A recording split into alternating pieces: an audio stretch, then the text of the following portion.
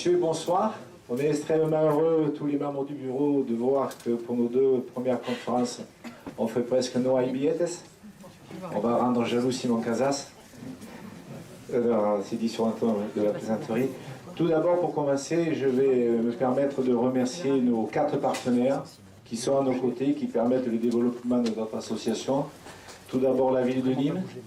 Ensuite, on a une société de communication avec monsieur et madame Palomar qui sont avec nous ce soir et qui filment toutes les conférences et qui seront accessibles en vidéo. Tout à l'heure, d'ailleurs, notre ami qui est au conseil d'administration, Muriel Saint-Bélier, vous présentera toute la partie communication. Ensuite, je tiens à remercier monsieur Hubert Emery qui est à l'entrée de la librairie Bibica qui organise après la conférence la dédicace avec le professeur Rabichon. Et enfin, dernier point, je tiens aussi à remercier la cave coopérative de Bellegarde et les vignerons créateurs qui, à chaque conférence, nous offrent le verre de l'amitié. Pour les prochaines conférences qui vont apparaître tout à l'heure sur écran, il y en a 2 qui sont extrêmement importantes. Premièrement, le 3 décembre, on aura le plaisir d'accueillir à la CCI, d'accord, parce que notre association veut toucher tous les publics, et donc on a passé des conventions de partenariat, aussi bien avec la TRIA qu'avec la CCI et qu'avec le lycée Alphonse Daudet.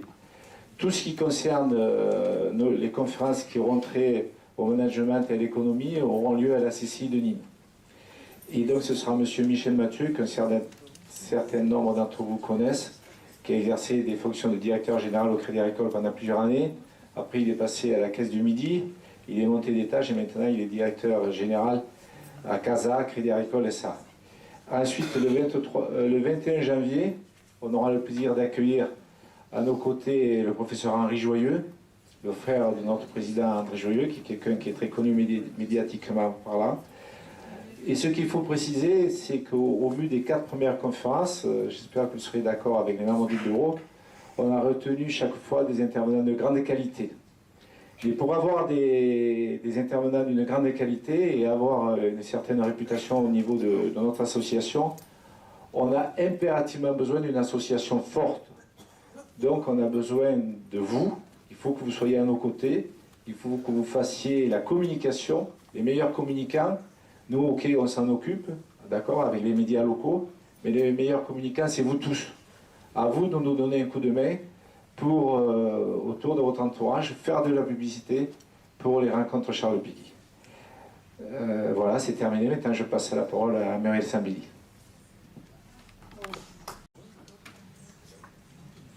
Je sais pas, oui, c'est bon. Bonsoir à tous. Merci. Tout d'abord, je voudrais remercier Régis Thibault qui m'a sollicité pour participer à cette association et à cette belle initiative.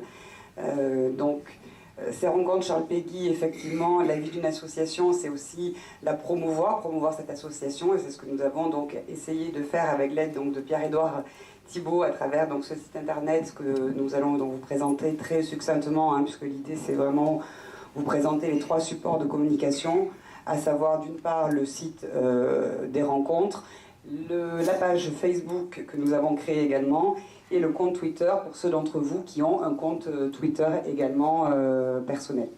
Donc le site Charles Péguy, donc l'adresse, bon, vous la retrouverez également, là c'est charlespéguy-nîmes.com, et vous la retrouverez également sur notre page Facebook.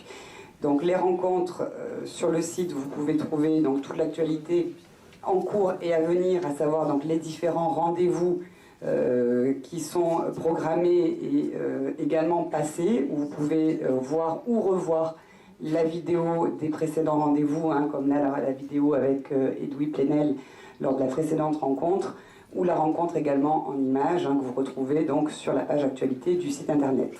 Les rendez-vous à venir également sont donc bien mentionnés sur le site, donc vous pouvez à tout moment voir quelles sont donc les actualités à venir et celles en cours. Sur le site, vous avez accès directement à la page Facebook. Donc pour ceux d'entre vous qui ont une page Facebook ou un compte Twitter, donc vous allez vous défiler tout en bas et vous avez donc l'onglet Facebook, donc sur lequel il vous suffit de cliquer si ça marche. Voilà, et donc vous avez accès à la page Facebook directement avec donc les actualités. Donc là aussi, comme disait Régis, le succès et la vie de l'association dépend aussi de vous. Donc n'hésitez pas à relayer ce site internet, la page Facebook, à relayer l'information, l'actualité pour promouvoir donc l'association et les différentes rencontres que nous organisons. Donc sur la page Facebook, vous aurez accès également donc, au site internet. Là, le site a été mis en ligne aujourd'hui, donc tout évidemment interagira ensemble. Et le compte Twitter, donc compte Twitter pareil, pour ceux d'entre vous qui l'ont, le compte Twitter. Donc vous retrouvez donc toujours le logo donc, des rencontres Charles Péguy, avec donc l'actualité, idem, vous pouvez relayer donc, à vos amis ou personnes qui vous suivent sur les divers comptes. Voilà, donc c'est très simple, un site internet, un compte Twitter, une page Facebook. Voilà, donc n'hésitez pas à relayer. Et puis, encore une fois, tapez aussi dans Google directement rencontre Charles Péguy Nîmes et vous tomberez directement ou sur la page Facebook ou sur le compte Twitter de l'association. Voilà, donc n'hésitez pas si vous avez des questions, je suis donc à votre disposition à la fin des rencontres. Bon, ben on va rentrer dans le vif du sujet, puisque vous êtes venu pour qu'on parle de Darwin. C'est pas moi qui risque de vous en parler, mais je vais vous présenter, pour ceux qui ne le connaîtraient pas, le professeur Rabichon. Donc les rencontres Péguy organisent ce soir leur deuxième conférence. La première fut un large succès, répondant parfaitement à nos attentes. Audace et ouverture aux autres. Avec Edwy Plenel, tout cela fut respecté et fut remarquable. Nous étions dans le droit fil de Charles Péguy, qui disait qu'il y a quelque chose de pire que d'avoir une mauvaise pensée, c'est d'avoir une pensée toute faite. Le cadre est donc bien défini, et prenons garde aux étiquettes toutes faites via les médias sur les personnes. Gardons bien à l'esprit que ce n'est pas par la peur, mais à force d'audace qu'on parvient à monter à la première place. Et vous le savez, la France en a bien besoin aujourd'hui. Nombreux sont ceux qui, depuis notre première conférence, ont adhéré à notre association. Un très grand merci à eux pour la confiance, pour leur aide et leur soutien. Ce soir donc, nous accueillons avec joie le professeur Pierre Rabichon, professeur émérite à la faculté de médecine de Montpellier-Nîmes. Il fut un doyen remarqué et remarquable de cette prestigieuse institution. Passionné d'anatomie fonctionnelle, nous faisant des cours magistraux d'une qualité exceptionnelle, il s'est battu pour la recherche scientifique, médicale et la robotique. En charge d'une unité INSERM au centre Propara de Montpellier, coordinateur du projet européen SUAVE, Stand Up and Walk, Lève-toi et marche, il travailla dur pour faire remarcher les paraplégiques. L'électrostimulation nerveuse et musculaire et sa mise en application lui permit, avec son équipe, de verticaliser les malades condamnés au lit ou au fauteuil roulant. En abordant le thème « Peut-on se passer de Darwin ?», Pierre Rabichon va nous exposer ses conceptions philosophiques et scientifiques qui débouchent sur un message optimiste face à la vie que nous construisons chaque jour. L'apport de la génétique moderne contribue à faire évoluer la conception de Darwin. Sans vouloir déflorer sa pensée et ses conclusions, on pourra constater que le fruit de sa réflexion conduit au programmisme, comme il l'a merveilleusement écrit dans son livre paru en 2003, Le programme Homme. Je lui laisse donc la parole et le remercie de sa présence et de sa disponibilité.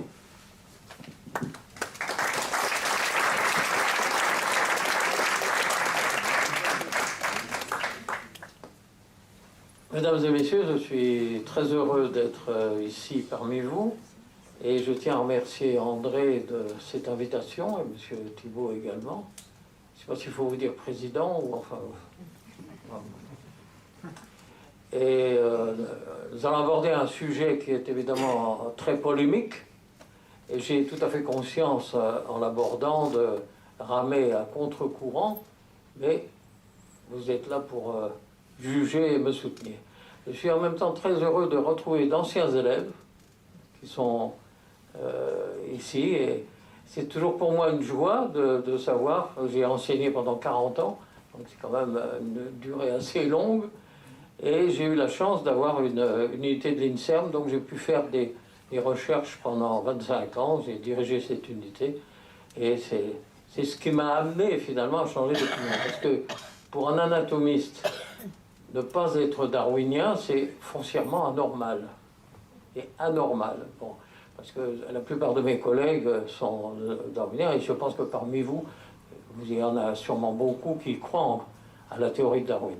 Alors, évidemment, ça va être un peu difficile pour moi. Je vais essayer de le faire le plus précisément possible, le plus simplement possible aussi, parce que c'est un problème extrêmement compliqué, puisque ça touche à la vie, ça touche au problème de l'évolution, et bien entendu, il faut des arguments d'ordre scientifique. C'est la raison pour laquelle vous me pardonnerez si un certain nombre de données sont un peu complexes, mais je vais essayer de les rendre et de ne pas vous ennuyer trop avec des données inutiles. Alors, la question, peut-on se passer de Darwin? Ça veut dire que finalement, il y a un premier point que j'ai l'habitude de mentionner, c'est que l'homme n'a pas construit l'homme. C'est une évidence, et nous avons la solution, mais pas le problème. C'est un fait que si nous avions construit l'homme, on pourrait dire je l'ai construit, j'ai fait ça parce que, etc. Mais c'est pas nous. Et donc, l'anatomie que j'ai essayé de développer, c'était d'essayer de comprendre finalement la solution au travers des problèmes. C'est-à-dire d'identifier les problèmes techniques. Enfin, on en reparlera tout à l'heure. Alors, le problème actuel, c'est que la majorité de la population croit en une évolution du vivant, de l'amibe jusqu'à l'homme, par une combinaison de mutations, selon le schéma de Darwin. Et si vous vous interrogez tous, ou on vous interroge tous, c'est un schéma simple, je dirais même simpliste, qui fait que, c'est facile. On pense à l'amibe, il y a toute une succession on arrive jusqu'à l'homme, c'est simple, mais c'est trop simple. Et ce que je voudrais essayer de vous démontrer, c'est que finalement, le corps humain, la construction du vivant, est quelque chose d'extrêmement compliqué, mais d'extrêmement intelligent. Il n'y a que de l'intelligence dans cette construction du vivant. Alors évidemment, le système se dégrade, avec le temps, on se dégrade physiquement et quelquefois mentalement, mais ce qui est important, c'est qu'il faut être au plus près du problème avec une approche en essayant d'être la plus scientifique, c'est-à-dire la plus objective possible. Ce qui me pousse aussi à faire cette conférence, c'est que l'éducation nationale actuellement impose aux professeurs de sciences de la vie d'enseigner que la théorie de Darwin. Ils n'ont pas le droit d'enseigner autre chose. Je dis bien pas le droit. Et j'ai, il y a 2 ans, fait une conférence, un petit cours à des élèves au lycée d'Uzès, où le professeur m'avait demandé de venir exposer. Alors évidemment, je n'ai pas exposé mes conceptions anti-darwiniennes, parce qu'ils auraient été recalés au bachot, mais j'ai essayé de leur montrer, et je crois que c'est ça que nous vivons actuellement, c'est une espèce de dictature politique de l'éducation qui est quand même assez difficile à supporter. C'est-à-dire qu'on ne permet pas aux professeurs d'enseigner d'autres théories que la théorie de Darwin. Et alors on va voir si cette politique repose effectivement sur des systèmes acceptables. Alors le premier point que je voudrais mentionner, c'est qu'est-ce qu'un scientifique doit faire. Alors un scientifique doit observer, doit noter, doit mesurer des faits, et surtout la chose importante, c'est que les faits doivent être reproductibles et observables par d'autres. Si vous faites une découverte dans votre laboratoire et que personne d'autre ne peut faire la même découverte, ça veut dire que c'est un peu suspect. Et malheureusement, il y a beaucoup actuellement de situations de ce genre. Si votre recherche n'est pas reproductible, il est évident qu'elle est critiquable. Et c'est ça qui est important. Donc, à partir de faits qui sont réellement des faits scientifiques, on peut élaborer des théories. Et Karl Popper disait qu'une théorie est faite pour être mise en question. C'est-à-dire que c'est logique de la remettre en question. Mais si on arrive, à partir de cette théorie, à démontrer la réalité des faits qu'on avance, ça peut devenir un dogme et une loi indiscutable. Il y a quelques dogmes scientifiques qu'on ne discute pas. Bon. Alors un scientifique doit avoir des idées préconçues, parce que vous savez très bien qu'on ne fait pas de recherche si on n'a pas de moyens financiers. Moi j'ai passé, dans les 25 ans que j'ai dirigé une unité de recherche, j'ai passé énormément de temps à être chercheur d'or avant d'être chercheur. Il faut trouver de l'argent. L'argent existe, il y en a, mais il faut aller le chercher, et c'est pas simple. Et actuellement, la tendance, c'est que beaucoup de chercheurs disent attendent qu'on leur donne de l'argent.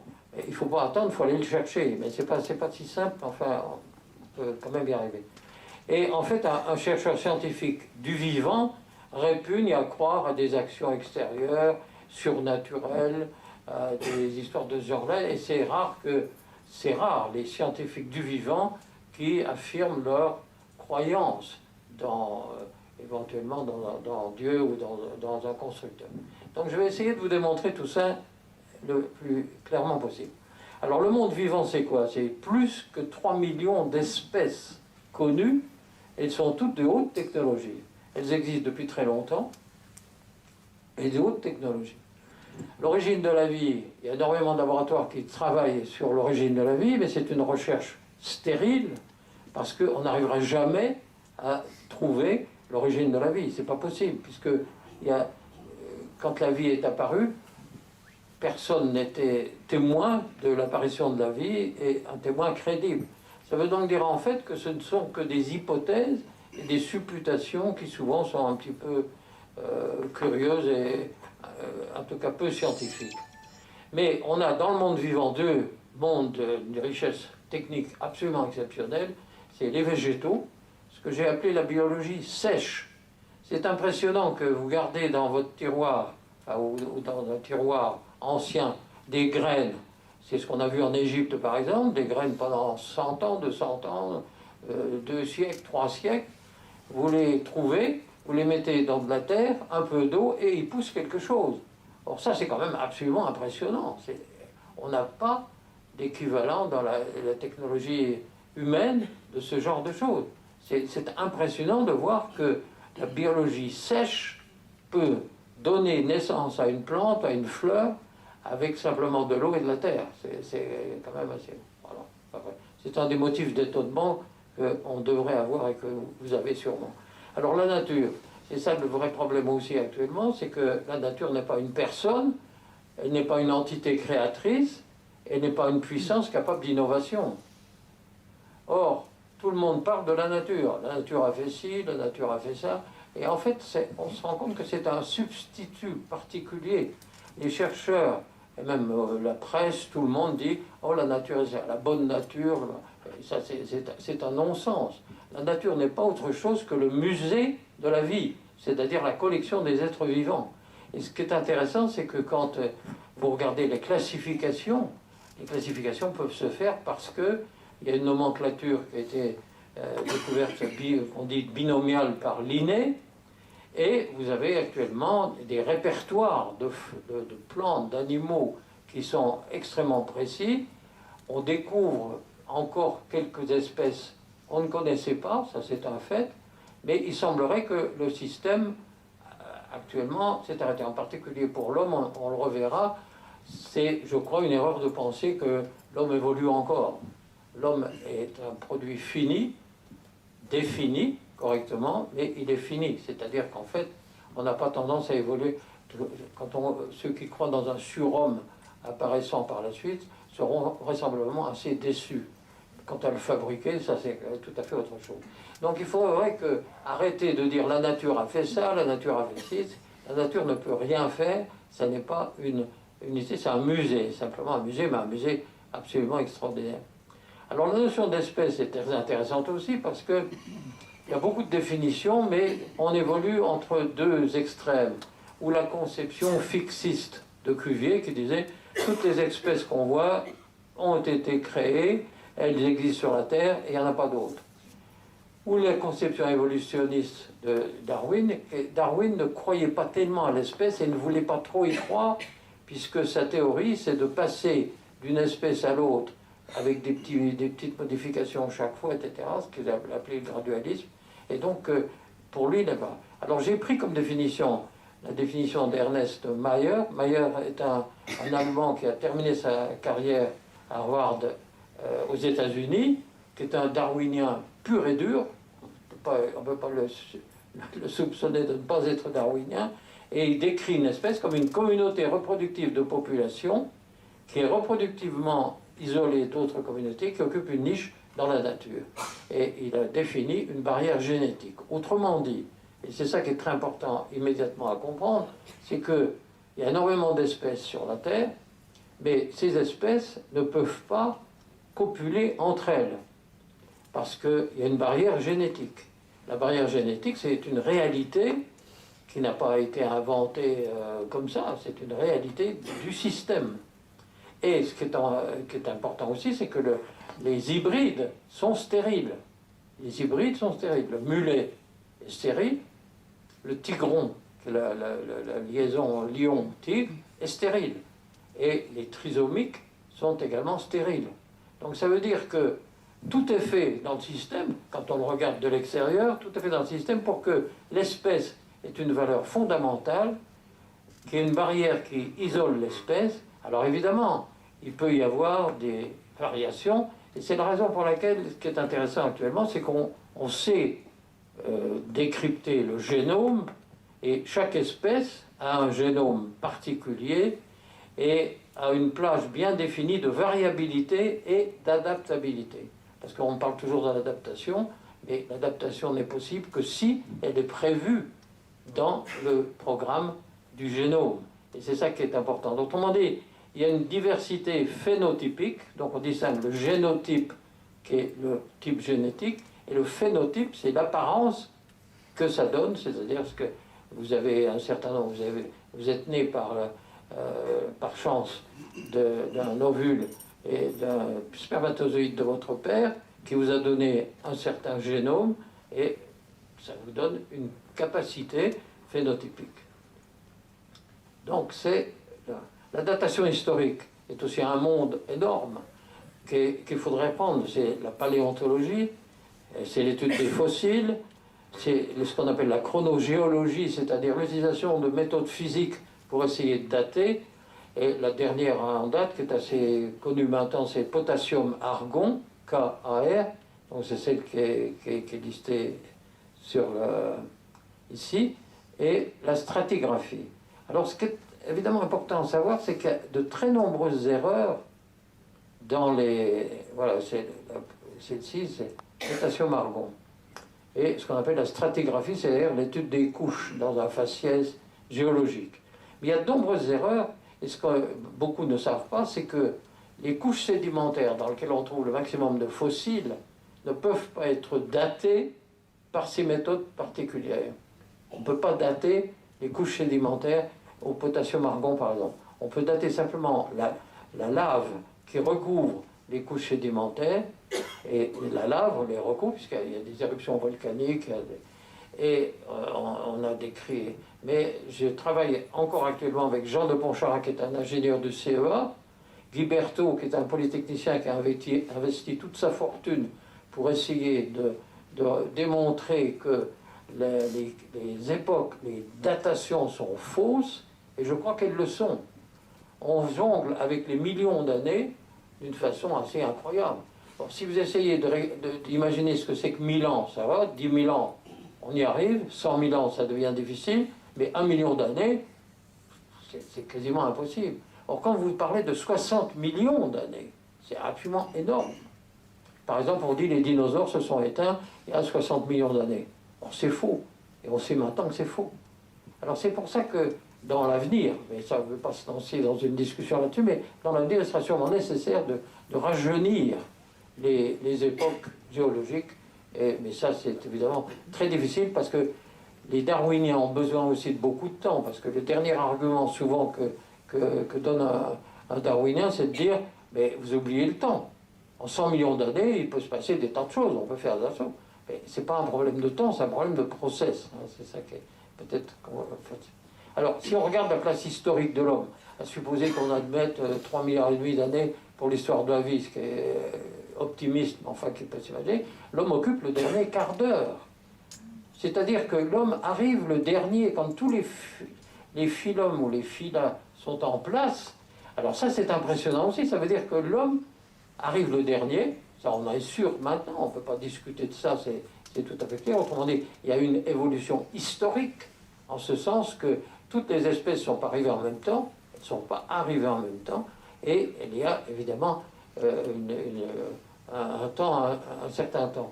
Mais ce qui est important et intéressant à comprendre, c'est que l'homme, c'est le seul qui comprend la biologie et qui peut l'analyser. Aucun animal n'est capable d'analyser la biologie. Vous avez un chien chez vous, il est évidemment très intelligent, il lui manque que la parole. Heureusement, il ne parle pas parce que vous auriez des difficultés majeures. On a déjà des difficultés avec les gens de sa famille qui parlent. Alors, s'il fallait en avoir avec ceux qui ne parlent pas, ça sera encore pire.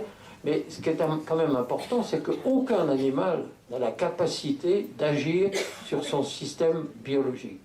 Et ça, il faut bien comprendre. Par exemple, dans le livre de Pick, qui est un darwinien aussi pur et dur comme un copain, j'ai souvent discuté avec eux, ils disent, au fil du temps, tel animal s'est doté de... Le malheureux animal, il ne peut pas se doter de rien du tout. Par exemple, ils disent, le crocodile s'est doté d'un sphincter dans sa gorge pour l'empêcher de se noyer en mangeant ses proies dans la rivière. Mais si vous demandez au crocodile, tiens, où est-ce que tu as eu ce sphincter, il ne va pas vous dire, bah, écoutez, j'ai été aux Galeries Lafayette, demandé, ils m'ont posé un sphincter. C'est remarquable, c'est vraiment un truc fantastique. Alors ça veut dire que tous les animaux manipulent de la technologie de haut niveau, de raffinement technique extraordinaire, mais ne la comprennent pas et ne sont incapables d'agir dessus.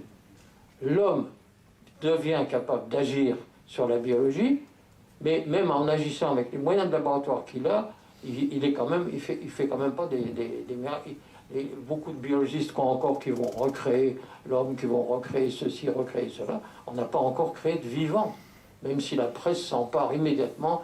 Dès qu'on parle d'un spermatozoïde artificiel, tout le monde se rue sur cette information. En réalité, la biologie se défend beaucoup mieux qu'on ne le croit, parce qu'elle est beaucoup plus compliquée qu'on ne le croit. Donc il ne faut pas sous-estimer la complexité de la biologie, qui est déjà très grande. Alors, si on regarde le requis de la haute technologie, alors je m'excuse, j'ai mis le Concorde anglais, mais enfin j'aurais pu mettre le français, enfin, comme c'était un programme commun, on peut accepter. On peut se poser la question, parce que l'homme est un créateur de technologie. Et c'est ça qui est intéressant, c'est qu'il crée des systèmes très avancés. Actuellement, le développement technologique a fait une envolée exponentielle. On a vraiment des choses tout à fait extraordinaires. Mais pour faire de la haute technologie, comme un Concorde par exemple, il faut une connaissance approfondie du domaine.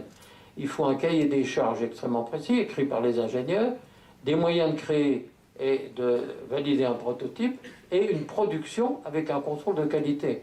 Maintenant, de plus en plus, les Japonais ont introduit ça après la guerre, le contrôle de qualité. Pourquoi il y a beaucoup moins d'accidents de voitures ou d'avions dus à des fautes techniques? C'est parce qu'il y a un contrôle de qualité extrêmement rigoureux de plus en plus. Or, ce qui est intéressant, on le verrons, c'est que dans le vivant, on ne peut pas faire de contrôle de qualité. Alors, c'est ça qui est quand même un petit point sur lequel on reviendra par la suite. Alors, les problèmes techniques devant ce tableau de Caravaggio de Saint-Jérôme, les problèmes techniques de la construction de l'homme. Alors, si on essaie de les regarder brièvement, l'homme est fabriqué à un seul exemplaire. Alors, c'est très important aussi. Ça veut dire que chaque humain est unique dans toute l'histoire du monde. Tel que vous êtes là tous, il n'y aura jamais une copie de vous.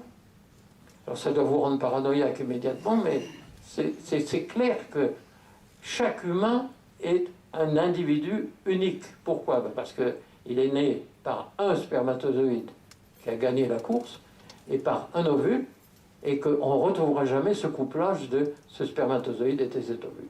Alors c'est ce qui rend la médecine très difficile, parce que en clinique, quand on fait des séries de patients, on dit par exemple, je vais prendre 60 patients qui ont telle affection. Mais chaque patient est différent. Alors on n'arrive jamais à avoir des séries vraiment homogènes. C'est un vrai problème, c'est un vrai problème. Chaque humain est différent. Alors évidemment, il y a des petites variations, plus ou moins importantes. Les jumeaux vrais ont aussi des variations, des différences entre eux. Alors, bon, évidemment, j'ai mis que c'est pas un clone, l'homme n'est pas un clone, il fabrique un exemplaire. c'est agréable au début, ça c'est évident. Et si c'était pas agréable, il n'y aurait personne sur la Terre, ça c'est évident aussi. Et c'est douloureux, et les femmes ont évidemment ce problème assez compliqué. Mais ce qui m'impressionne personnellement le plus, c'est que cette machine-là est prévue pour être pilotée par un ignorant. Et ça, c'est impressionnant. Ça veut dire que cette machine très compliquée, dont je vais vous montrer un certain nombre d'aspects techniques, cette machine très compliquée est prévue pour être pilotée par quelqu'un qui ne connaît rien. Et tous les animaux, c'est dans le même style. Vous avez un chien à la maison, il fait des tas de trucs assez extraordinaires, il ne connaît pas de biologie.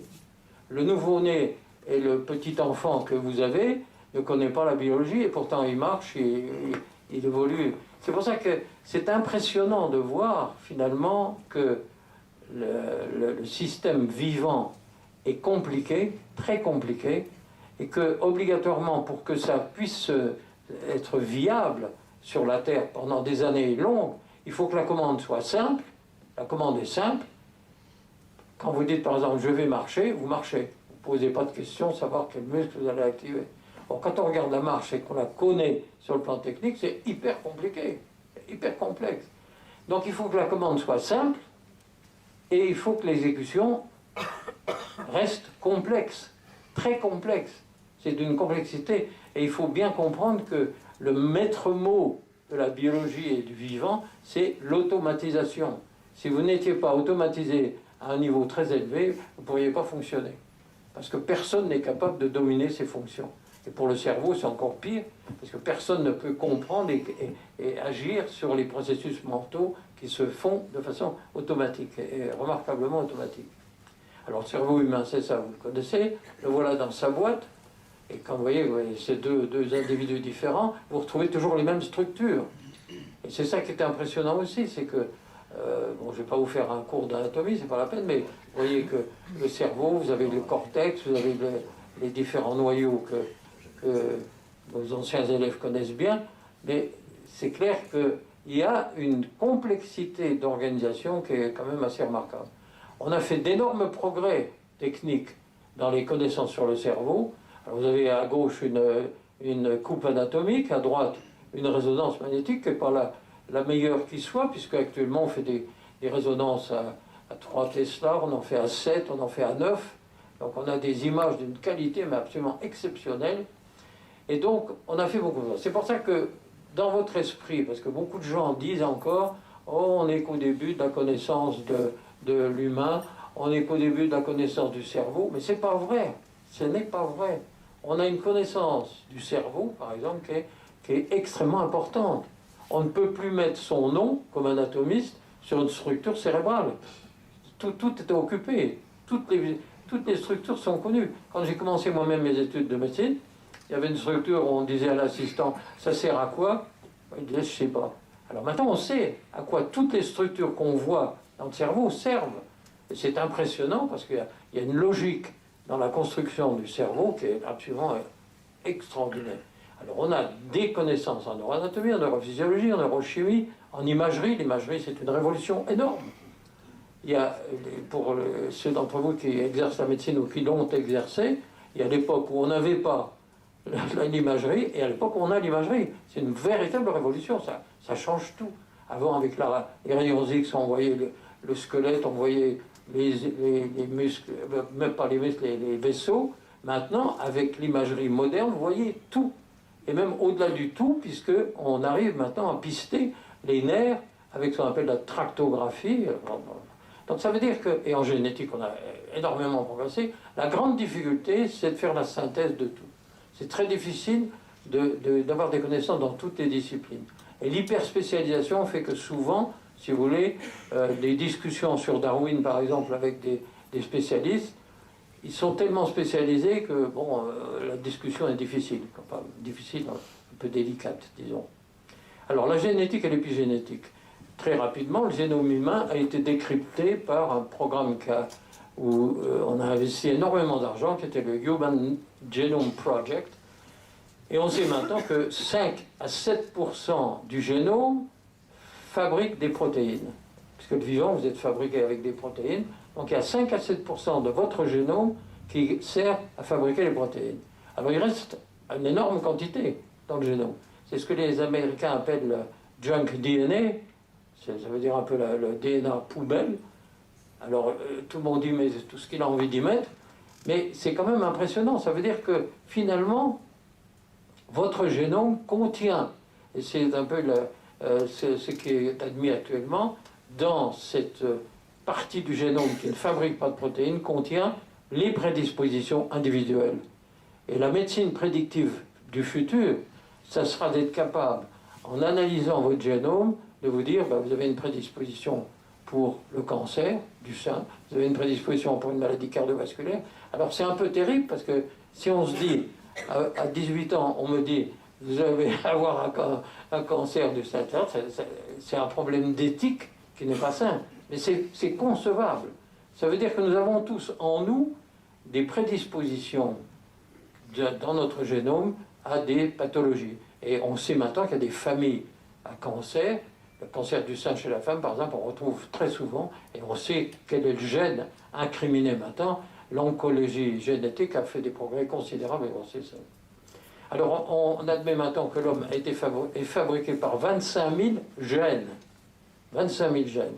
C'est le même nombre que la souris. C'est assez étonnant, mais enfin c'est le même. Or, on n'est plus à la règle qui avait été dictée précédemment, c'est-à-dire un gène, une fonction. C'est plus du tout comme ça.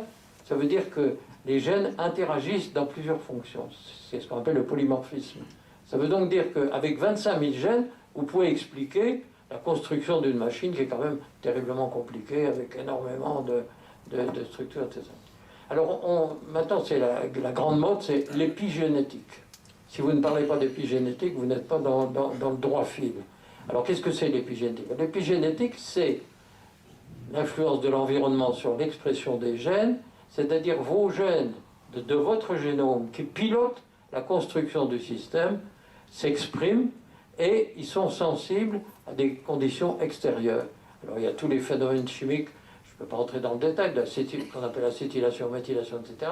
Mais l'épigénétique est la façon dont les gènes produisent le phénotype, c'est-à-dire l'apparence, l'épigénétique ne peut pas changer le génome. On ne change pas le génome. Et c'est ça qui est important. Autrement dit, la génétique reste puissante en ce sens que votre génome que vous avez hérité de vos parents vous a donné le corps que vous avez et vous a donné aussi les prédispositions que vous avez sans aucun doute. Alors ça, c'est une image qui est assez impressionnante que je voudrais vous faire partager. C'est comment on fait un cortex. Le cortex cérébral, vous savez, vous avez des billions de neurones. Or, il se fait quand même dans le temps, dans la période embryo-fétale.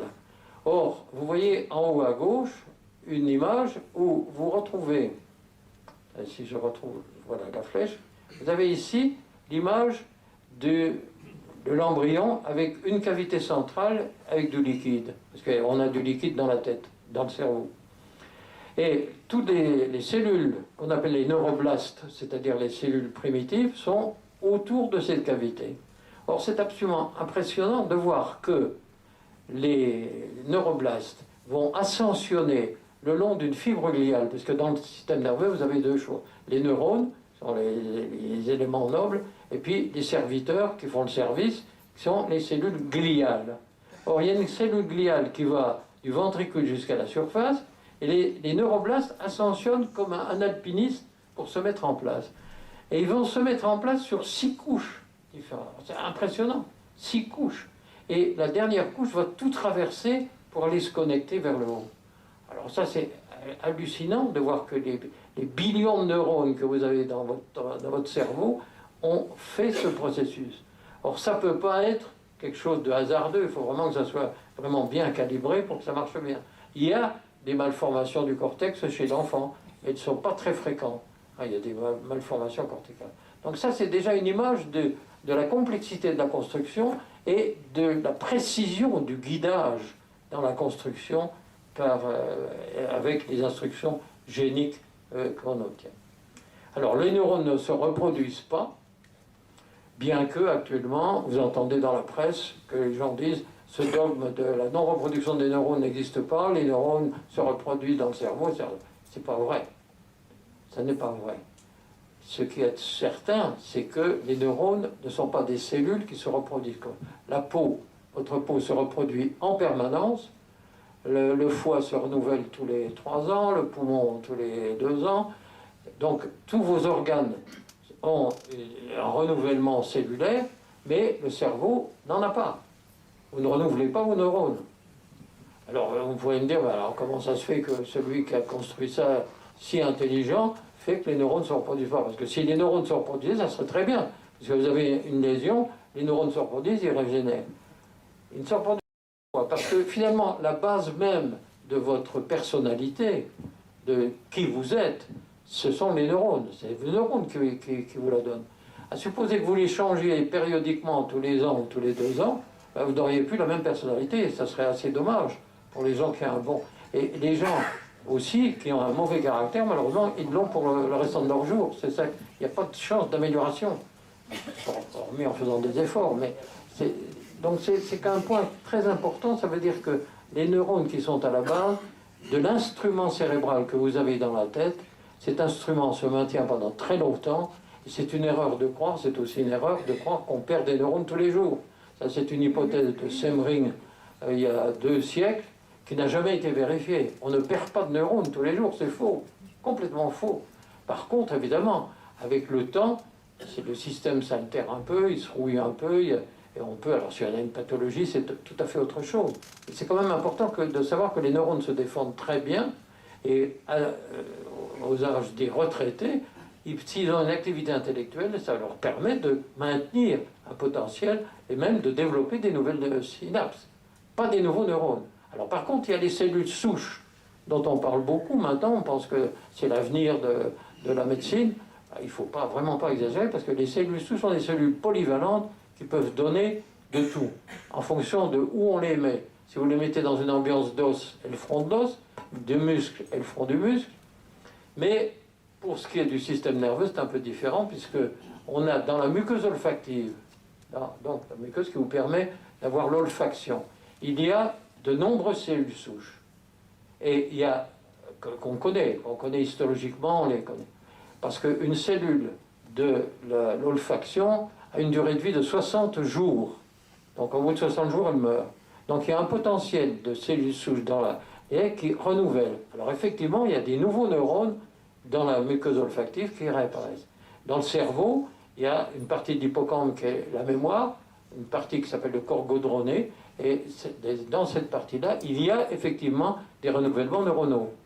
Mais dans la moelle osseuse aussi, bien sûr, il y a des cellules souches. Alors avec les cellules souches, on ne peut pas tout faire. C'est une erreur de croire, par exemple, pour le système nerveux, que vous pouvez reconstruire une moelle à partir de cellules souches. J'ai toujours pensé que c'était impossible, c'est pour ça que je me suis orienté différemment. Et il n'y a actuellement aucun exemple de guérison par les cellules souches, sauf des gens qui trichent. Il y a eu dans la presse récemment, vous avez peut-être vu un type qui était qu'on voyait marcher avec un déambulateur et deux élastiques qui lui tiraient les pieds, en disant qu'il avait été opéré avec des cellules souches et que c'était un grand succès. C'est une escroquerie. Or, c'est dramatique de voir que des journalistes se prêtent à ce genre d'erreur, parce que c'est effectivement dramatique. Enfin, bon. Alors, pour vous donner une idée de la complexité, ça, j'ai un ami qui s'appelle Duvernois, qui est à Besançon, et il a fait de très nombreux travaux sur la vascularisation du cerveau. Ce que vous voyez là, c'est le cortex cérébral. Et les espèces de petits systèmes que vous voyez, ce sont des vaisseaux, des capillaires. L'échelle, vous l'avez en bas de l'écran, c'est 500 microns. Le micron, c'est le millième de millimètre. Donc, c'est pas gros. Donc, vous voyez que ça, c'est votre cortex. C'est hallucinant. Et quand on voit ça, quand je montre ça à des neurochirurgiens, ils disent, mais, moi qui vais là-dedans, je vais faire des dégâts sûrement importants. Et en plus, on se demande comment ça peut tenir pendant 90 ans sans avoir de problème. Et c'est ça qui est assez extraordinaire, c'est que le système est calculé large, mais vous avez quand même une complexité étonnante.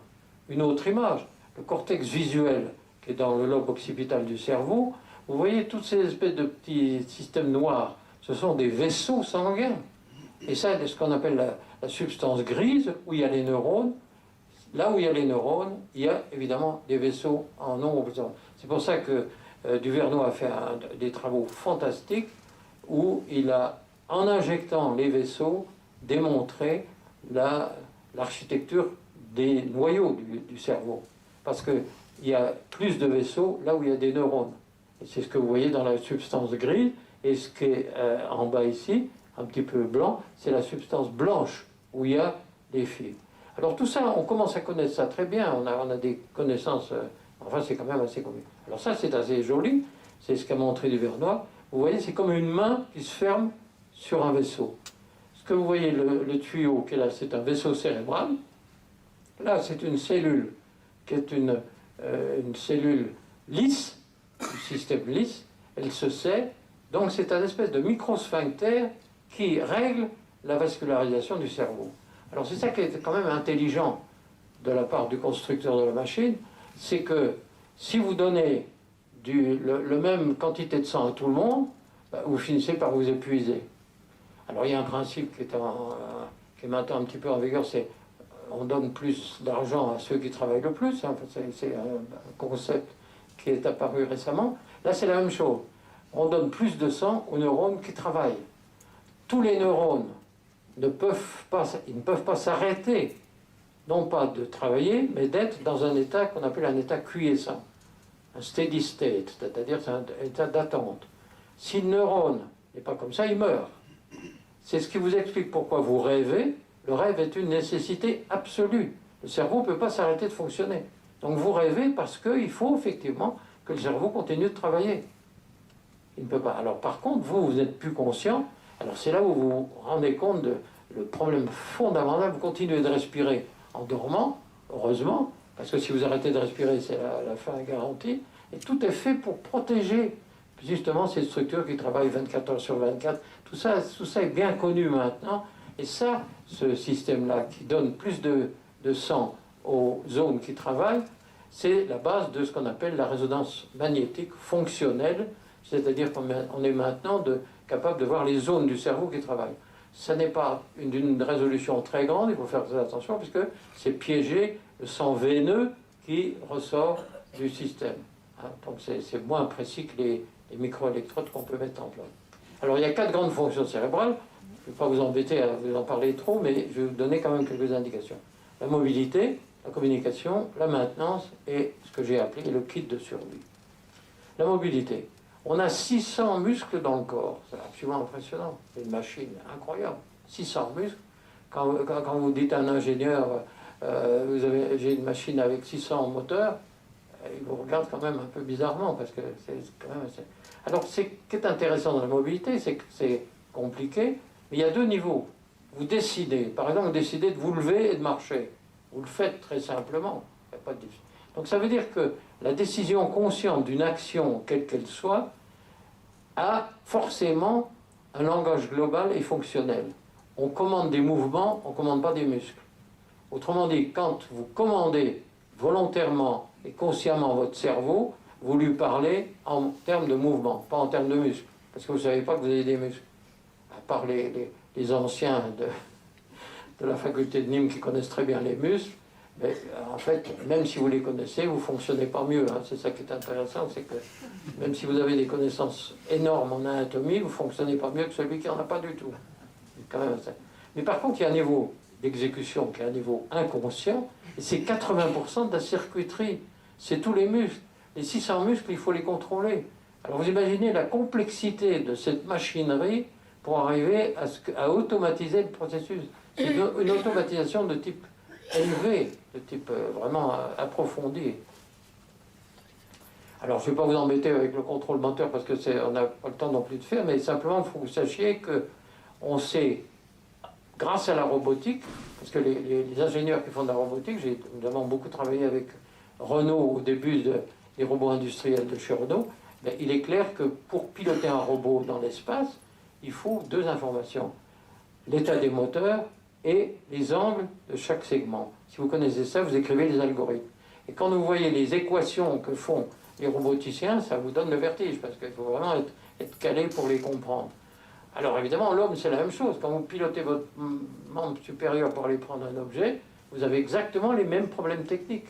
Mais on ne vous demande pas à vous, finalement, de connaître quel muscle il faut contrôler, comment il faut faire. Alors vous imaginez le degré d'automatisme qu'il faut pour que ça fonctionne bien. Et ça fonctionne bien. Vous marchez, par exemple, vous ne vous souciez pas de savoir quel muscle il faut contrôler, et ça fonctionne. Alors je ne vais pas insister trop, mais il y a une notion qui est intéressante, c'est que les angles des articulations sont mesurés par la peau. La peau, c'est votre goniomètre. Alors ça, c'est quand même assez étonnant. Et ce n'est pas connu par tous les médecins. Il y a encore des physiologistes et des médecins qui ne savent pas ça. C'est-à-dire que ce qui vous permet, quand vous fermez les yeux, de savoir où est votre main, où vous la mettez, où est votre doigt, c'est la peau, et ce n'est pas les muscles. Parce que les muscles, vous n'avez pas besoin de savoir que vous en avez, premièrement. Vous ne connaissez pas les noms, et ce n'est pas du tout nécessaire. Il n'y a que les médecins auxquels on ennuie pour apprendre toutes les insertions musculaires. Mais c'est évident que la peau est donc le goniomètre. Et chez l'hémiplégique, qui a toujours un petit trouble de la sensibilité, il y a ce qu'on appelle des héminégligences, c'est-à-dire que les yeux fermés, il ne sait plus très bien où se trouve son membre paralysé. Enfin, ça, c'est une expérience que... Donc, si vous voulez, c'est logiquement construit. Il y a un clavier moteur, vous avez tous les muscles du corps. Il y a un clavier sensitif, vous avez tous les secteurs de peau qui sont juste à côté. Et donc ça dialogue sans que vous ayez besoin de le faire. Vous n'avez pas la capacité d'aller sur votre clavier moteur directement, puisque vous ne savez pas que vous avez des muscles, et vous ne savez pas quel muscle il faut contrôler. Donc quand vous connaissez un peu la machinerie, vous vous rendez compte que c'est quand même extraordinaire, et que ça marche quand même remarquablement bien. Ça, c'est le cervelet qui est un monde total. Vous avez dans le cervelet des cellules qui ont 200 000 connexions. Et le cervelet travaille dans un domaine complètement inconscient. Vous êtes incapable de connaître ce qui se passe dans votre cervelet. Mais c'est un organe absolument fantastique, qui a été copié d'ailleurs par les roboticiens. Alors la communication, c'est un monde gigantesque aussi. Vous avez des entrées sensorielles, la vision, l'audition, le tact, l'olfaction, des sorties expressives, le langage écrit oral, les mimiques, les comportements, etc. Et entre les deux, il y a une boîte noire, qu'on appelle la boîte noire, que connaissent bien les ingénieurs. La boîte noire, c'est quelque chose où il se passe des connexions qui nous échappent. Vous n'avez pas la capacité, par introspection, de savoir ce qui se passe dans votre cerveau. Et heureusement, parce que si vous falliez guider, vous cherchez le nom d'un ami, par exemple, si vous fallait savoir le chemin qu'il faut faire pour aller chercher l'information là où elle est, vous n'en sortiriez pas. Donc ça veut dire que la boîte noire cérébrale, c'est ce qu'on appelle la pensée. Et alors vous avez la mémoire, la spéculation, la cognition, l'émotion, conscience intelligente. Et c'est passionnant d'étudier maintenant ces fonctions-là, la conscience par exemple, en sachant bien que tout animal a une conscience. Votre chien, si vous en avez un, ou votre chat, a une conscience, c'est évident. Parce qu'il sait très bien quand vous rentrez, il sait très bien quand il va falloir manger, quand il faut sortir, etc. La mouche que vous chassez sur votre table, elle sait que vous allez essayer de la tuer. Alors elle ne sait pas, elle ne raisonne pas en termes comme nous raisonnons, mais elle a une conscience. Tout animal qui a un système nerveux a une conscience. Donc la conscience n'est pas la propre de l'homme. Et ça, c'est une erreur de croire ça. Alors l'oreille, je voudrais vous donner quelques images de l'oreille, parce que c'est quand même un organe assez extraordinaire, et dont les capacités baissent avec l'âge. C'est même un des problèmes que beaucoup connaissent. Moi aussi, d'ailleurs, m'en fait peur. Alors, en fait, l'oreille, c'est un seul organe, et il y a deux fonctions différentes. L'audition, c'est d'identifier les vibrations sonores, et ce qu'on appelle la stabilisation statodynamique de la tête, c'est-à-dire votre tête, vous la tenez en place. Vous la tenez en place parce que vous avez un système qui vous permet de la tenir en place. Autrement, elle tomberait. Alors, pourquoi ces deux fonctions différentes sont liées dans le même organe? Alors, elles ont en fait un programme commun, qui est une réussite dans ce cas particulier, où vous avez une régulation osmotique des liquides internes. Vous avez des liquides internes, endolymphatiques, périlymphatiques, qui sont comme le liquide céphalorachidien, et il faut les réguler. Et c'est une merveille d'intelligence. Alors voilà l'oreille telle qu'elle se présente, il y a deux parties. À gauche, le vestibule avec les canaux somaticolaires, à droite la cochlée. Elles sont réunies l'une à l'autre, quoique différentes, et elles ont, vous voyez, c'est la petite flèche rouge, c'est un petit canal qui fait communiquer le liquide, parce qu'il y a le même liquide, les mêmes deux liquides, endolymphatique et périlymphatiques, dans les deux structures, Donc, il y a une communication. Et le vertige de Ménière, pour la maladie de Ménière, est assez connu, c'est précisément une maladie de la régulation des liquides de l'oreille. Et quand on voit la complexité du système, on s'étonne même que ça puisse marcher aussi longtemps sans panne. Si vous êtes en bonne santé, c'est une chance énorme. Gardez-la et préservez-la surtout. Donc voici l'oreille. Alors très rapidement, voilà une coupe d'oreille où vous avez le marteau, la cochlée, la carotide interne, le méa acoustique. Et vous voyez, c'est extraordinaire. La forme du marteau a été étudiée par des équipes japonaises qui ont fait la simulation du son. Elle est optimale. Parce que l'objectif, c'est de capter les vibrations qui arrivent du méa acoustique externe. Donc les vibrations entrent dans l'oreille par le trou de l'oreille que vous avez à l'extérieur, elles entrent dans le méa acoustique, elles tapent sur le tympan, le marteau les enregistre, les transmet à la cochlée, qui se trouve ici, à gauche, les transmet avec une chaîne d'osselets qui règle par impédance mécanique l'amplification du signal. C'est assez extraordinaire. C'est une merveille, l'oreille, c'est assez magnifique. Alors je ne vais pas passer trop de temps, mais vous voyez, on est capable maintenant d'identifier tout, les trois, le marteau, l'enclume, l'étrier. Vous avez ici une vue de l'oreille à droite, où vous avez la cochlée, avec le nerf qui a ces deux parties. La partie qui correspond à la cochlée, qui est le nerf cochléaire, la partie qui correspond au vestibule, qui est le nerf vestibulaire. Vous avez ici le marteau, l'enclume. Donc, toute cette anatomie compliquée de l'oreille, on la connaît bien. Et les otorhinos qui font de la chirurgie de l'oreille, maintenant, font des choses remarquables. Ils sont capables d'agir sur la chaîne ossiculaire avec vraiment des... Et on fait des progrès tout le temps. Enfin, il y a vraiment des... Et là, je vous montre en bas et à gauche, vous avez ce qu'on appelle la macule utriculaire, vous voyez ce petit système-là. Vous pourrez dire que vous l'avez vu au moins une fois dans votre vie. La macule utriculaire, c'est un capteur de gravité. Alors on se dit, mais pourquoi j'ai besoin d'un capteur de gravité? Parce que pour mettre votre tête horizontale, vous ne pouvez pas compter sur les yeux. Parce que vous avez deux yeux, mais vous voyez une seule image, et en conséquence, ce n'est pas l'œil qui peut vous mettre la tête horizontale. Donc vous avez deux macules utriculaires de chaque côté qui vous calent la tête en position horizontale. Et beaucoup de scoliotiques ont d'ailleurs la tête horizontale. Et pour ça, c'est une nouvelle approche de la scoliose avec cette... Alors ça, c'est magnifique. Vous avez... Alors vous voyez, comme les canaux semi-circulaires sont dans un os très dense, parce que les canaux semi-circulaires, c'est le référentiel tridimensionnel. Il y a trois canaux dans les trois directions de l'espace. C'est absolument incroyable. Incroyable. Hein? Et c'est votre gyromètre qui vous permet finalement, quand vous marchez la nuit sans la vision, c'est le vestibule qui vous permet de marcher. Les gens qui ont des problèmes vestibulaires ne peuvent pas marcher la nuit. Ils ne peuvent pas, ça c'est clair. Alors voici l'intérieur de l'oreille, c'est ce qu'on appelle l'organe de Corti. Vous avez des cellules ciliées externes, des cellules ciliées internes, une membrane tectoriale. On sait maintenant qu'il y a des protéines contractiles dans cette partie de l'oreille qui donnent ce qu'on appelle l'auto-émission acoustique. Et c'est le moyen de détecter la surdité chez les nouveau-nés. C'est le moyen le plus précis. C'est pour savoir si un nouveau-né entend, on ne peut pas lui crier, on peut pas, ça change, ça sert à rien. Par contre, l'auto-émission acoustique, on sait faire et on connaît, on peut faire le diagnostic d'une atteinte de l'oreille. Et regardez ça, c'est quand même assez extraordinaire. C'est une image que m'a donnée le professeur Sens. Vous voyez les cellules ciliées externes sur 3 rangées, il y en a 13 000, les cellules ciliées internes sur 3 000.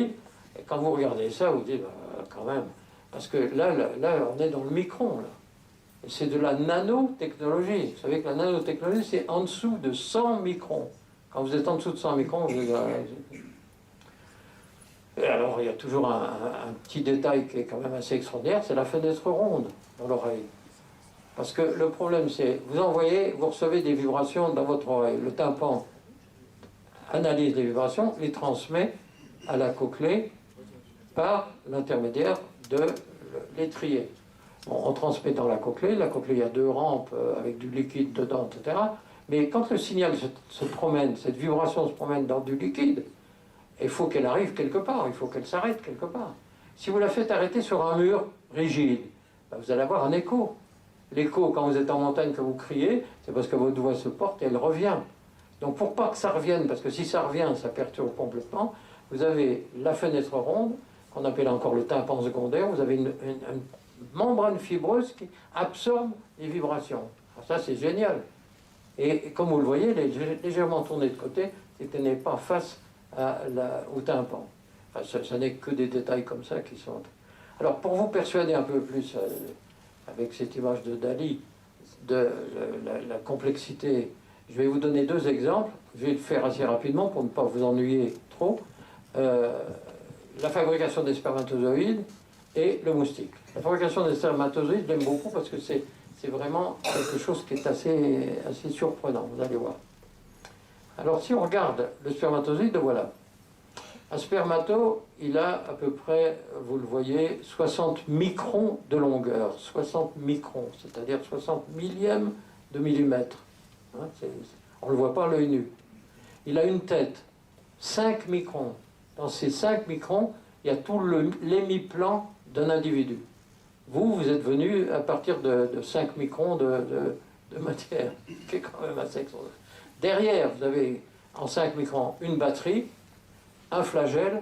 Donc c'est un système qui peut se déplacer, qui a une batterie pour se déplacer, qui est alimentée, qui sont des mitochondries, et il se déplace lentement, vous voyez, il se déplace à 3 mm par minute, c'est pas très rapide.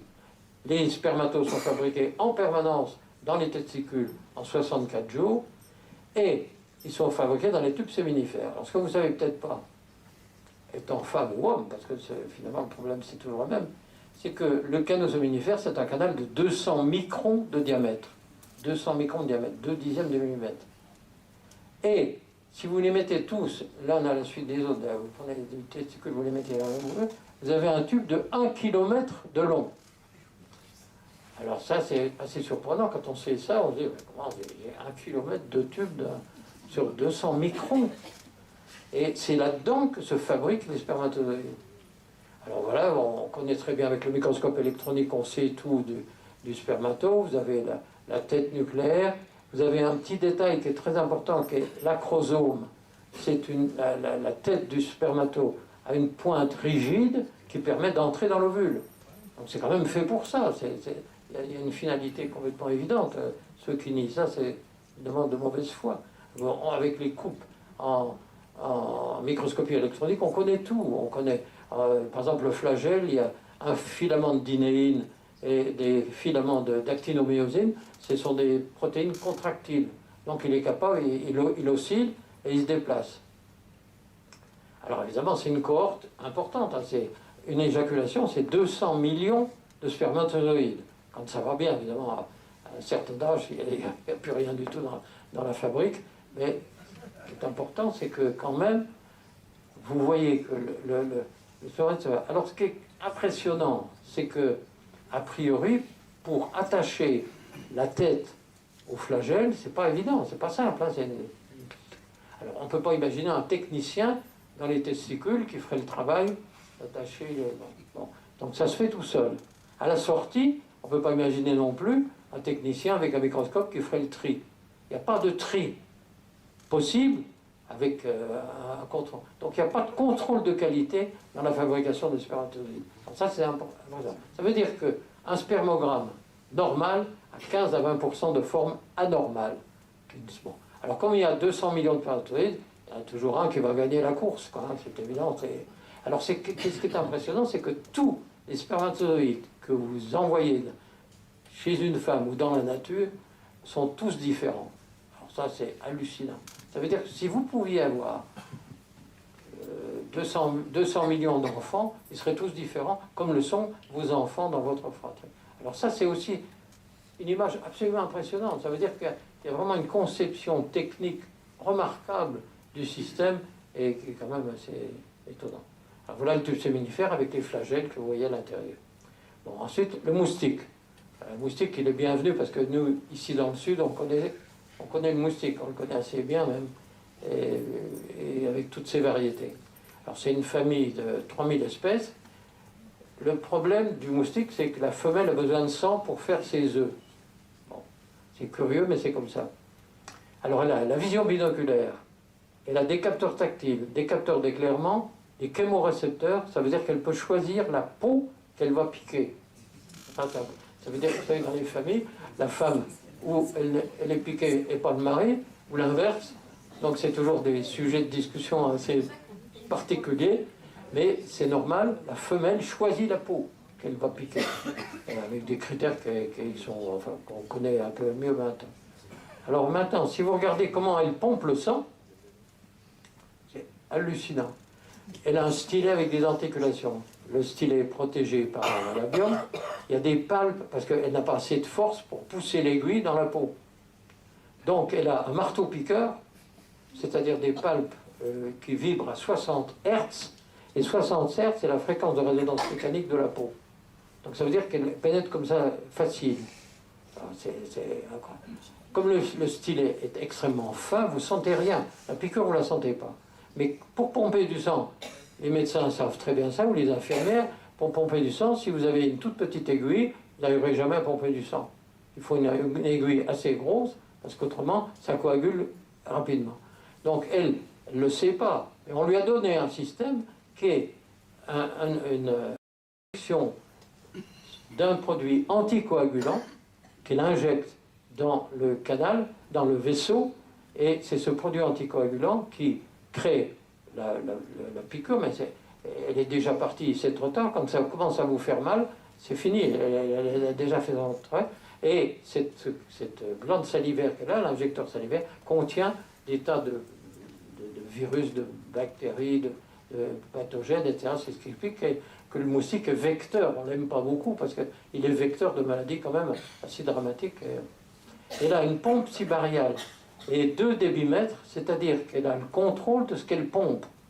Et des chercheurs un peu vicelats ont coupé le nerf qui alimente la pompe, elle explose.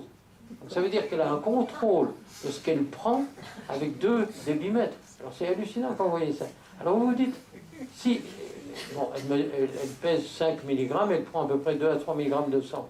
Bon, quand vous regardez ça, la succession de ça, elle a besoin de tout pour pomper. Et c'est pour ça qu'un type qui s'appelle Michael Bee, qui a créé avec d'autres l'intelligent design, on a énormément critiqué, explique ça comme la complexité irréductible. Si vous enlevez un élément de tout ce qu'est la femelle moustique, elle ne peut plus travailler, quoi. Hein, ça, c'est tout à fait clair. Alors voilà comment ça se présente. Vous voyez, il y a l'aiguille, et il y a ce qu'on appelle le labium. Et le labium, c'est cette espèce de système qui se met... Voilà. C'est ici. Et c'est un système qui se met sur l'aiguille pour éviter qu'elle se casse. Parce qu'elle est tellement fragile, elle pourrait se casser. C'est quand même génial, ça veut dire que tout est prévu, quoi. C'est prévu à l'avance. Et là, je passe le détail parce qu'il y en a beaucoup. Elle la voilà à l'ouvrage. Vous voyez, elle est vide à gauche, elle est pleine à droite. Elle ne pompe pas, c'est comme ça. Elle a les trucs qui vibrent, le marteau-piqueur, pouf, elle pompe. Si elle n'est pas dans le vaisseau, elle sortir, elle se remet. Dès qu'elle a un capteur qui l'avertit qu'elle est dans le vaisseau, elle injecte son produit anticoagulant, elle pompe le sang, puis elle s'en va. Alors évidemment, la réaction du produit anticoagulant vous donne cette espèce d'érythème particulier, mais c'est parti, elle est partie, c'est trop tard. Alors quand on voit ça, c'est comme... Et alors elle est épouvantable, parce qu'elle a une obsession de réussir son programme qui est absolument fantastique. Vous êtes dans la nuit, dans votre lit, couché dans le noir, avec le gros orteil qui dépasse, elle va vous piquer le gros orteil. Donc il y a une... C'est vraiment impressionnant. Et là, 1000 neurones, pas beaucoup plus. Donc ça veut dire qu'avec 1000 neurones, on peut faire quand même des choses assez extraordinaires. Alors là, voilà encore, si vous voulez, pleine et vide, avec le stylet denticulé. Un stylet denticulé qui lui permet d'entrer dans la peau, même d'entrer dans la peau d'animaux qui sont quand même beaucoup plus résistants. La mouche, c'est un monde extraordinaire, c'est un animal fabuleux. Alors, elle a 2 petits trucs sur le côté. On disait que c'était des organes vestigiels, en réalité c'est son gyromètre. Parce que la mouche est capable de faire du vol stationnaire, du vol en rase-motte et du vol latéral. Ce que les avions modernes ne sont pas encore capables de faire. Ils ne peuvent pas faire du vol latéral. Enfin bref. Mais si vous lui demandez, bah ouais, est-ce que tu as appris, elle le sait. Les coquillages, c'est énorme. C'est énorme. Et les coquillages ne sont capables de produire qu'une catégorie de coquilles. Et on sait très bien que si on modifie le milieu, on modifie la fabrication de la coquille. C'est des coquilles magnifiques, avec des spirales. Le bigorneau que vous mangez en Camargue, vous sortez un espèce de truc que vous mangez comme ça, la coquille, c'est une spirale logarithmique. Logarithmique. Bon, ça vous montre la puissance de ce qu'est le programme génétique. Alors ça, c'est un animal que j'aime beaucoup, c'est le nautile. Le nautile, avec un vrai nautile que j'ai photographié au Japon, et à gauche la coquille. Et vous voyez qu'il y a des petites...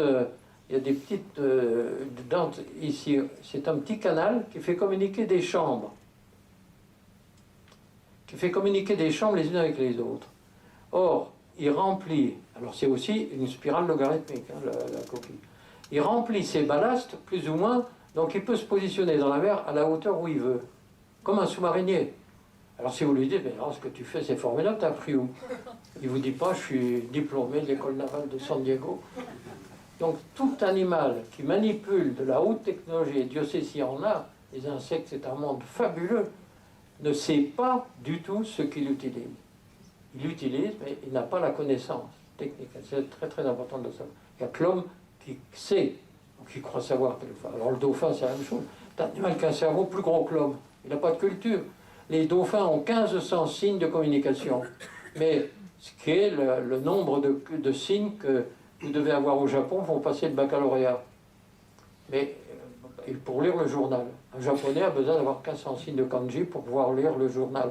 Et lui, il a 1500 signes, mais il n'y a pas de journaux à lire. Donc il n'y a pas de culture. Donc c'est quand même ça qui est très intéressant, c'est de voir que l'homme est le seul animal qui a finalement une culture qui l'améliore, qui l'augmente, etc. Alors finalement, l'analyse du monde vivant peut se faire de deux façons différentes. Où on admet que le système vivant s'est fait tout seul, hein, sans intervention extérieure, c'est ce que j'appelle la biogénèse spontanée, où le monde vivant a été mis en place par un constructeur parce qu'il ne s'est pas fait tout seul, c'est ce que j'appelle la biogénèse dirigée. Alors, je ne vais pas vous ennuyer, on ne va pas lire le détail de tout ça, mais vous voyez, c'est un monde historique énorme. Vous avez Darwin, Lamarck. Darwin, lui, pensait que tous les êtres vivants dérivent d'un ancêtre commun, avec à chaque génération des petites modifications. C'est pour ça qu'on appelle ça le gradualisme. C'est graduel. Et toutes les espèces étaient comme ça pour lui. Alors Lamarck a parlé de transformisme. Darwin était très riche, Lamarck était très pauvre. Il est mort pauvre, aveugle, pauvre. Enfin, la vie de Lamarck, c'est impressionnant. Mendel, qui était un moine, a inventé avec les petits pois la génétique, qui n'a été découverte que 20 ans après. C'est assez tôt, c'est resté inconnu. Alors il y a un type qui s'appelle De Vries qui a découvert les mutations. Après, vous avez toutes ces théories synthétiques de l'évolution. Vous avez la découverte de l'ADN par Watson et Crick. Ils ont eu d'ailleurs le prix Nobel pour ça, parce qu'ils étaient tout à fait valables. Il y a 2 livres, vous avez des livres d'ailleurs, et vous les connaissez sûrement, de Stephen Jay Gould, qui écrit remarquablement bien, mais il écrit des choses qui sont, un peu, à mon avis, un peu critiquables. Il a fait sa théorie des équilibres ponctués. Par ailleurs, il y a un type qui s'appelle Ernest Haeckel, qui a décrit une loi qu'il appelle la loi génétique fondamentale. L'ontogénie récapitule la phylogénie. Il dit que l'embryon humain passe par un stade de poisson, etc., avec les cavités. Bon. Or, chose extraordinaire, on sait, et on savait à l'époque de Haeckel qu'il a triché. Il a voulu démontrer que tous les embryons étaient identiques en faisant des dessins identiques. Or, il a triché, et on sait très bien qu'il a triché, parce que quand on fait le vrai dessin, c'est complètement faux. Donc la théorie de Haeckel est fausse. L'homme ne passe pas du tout par un stade de poisson. Et on parle encore d'arcs branchiaux, c'est une erreur. Il n'y a pas d'arcs branchiaux. Moi, je préfère qu'on parle d'arcs viscéraux, mais c'est autre chose.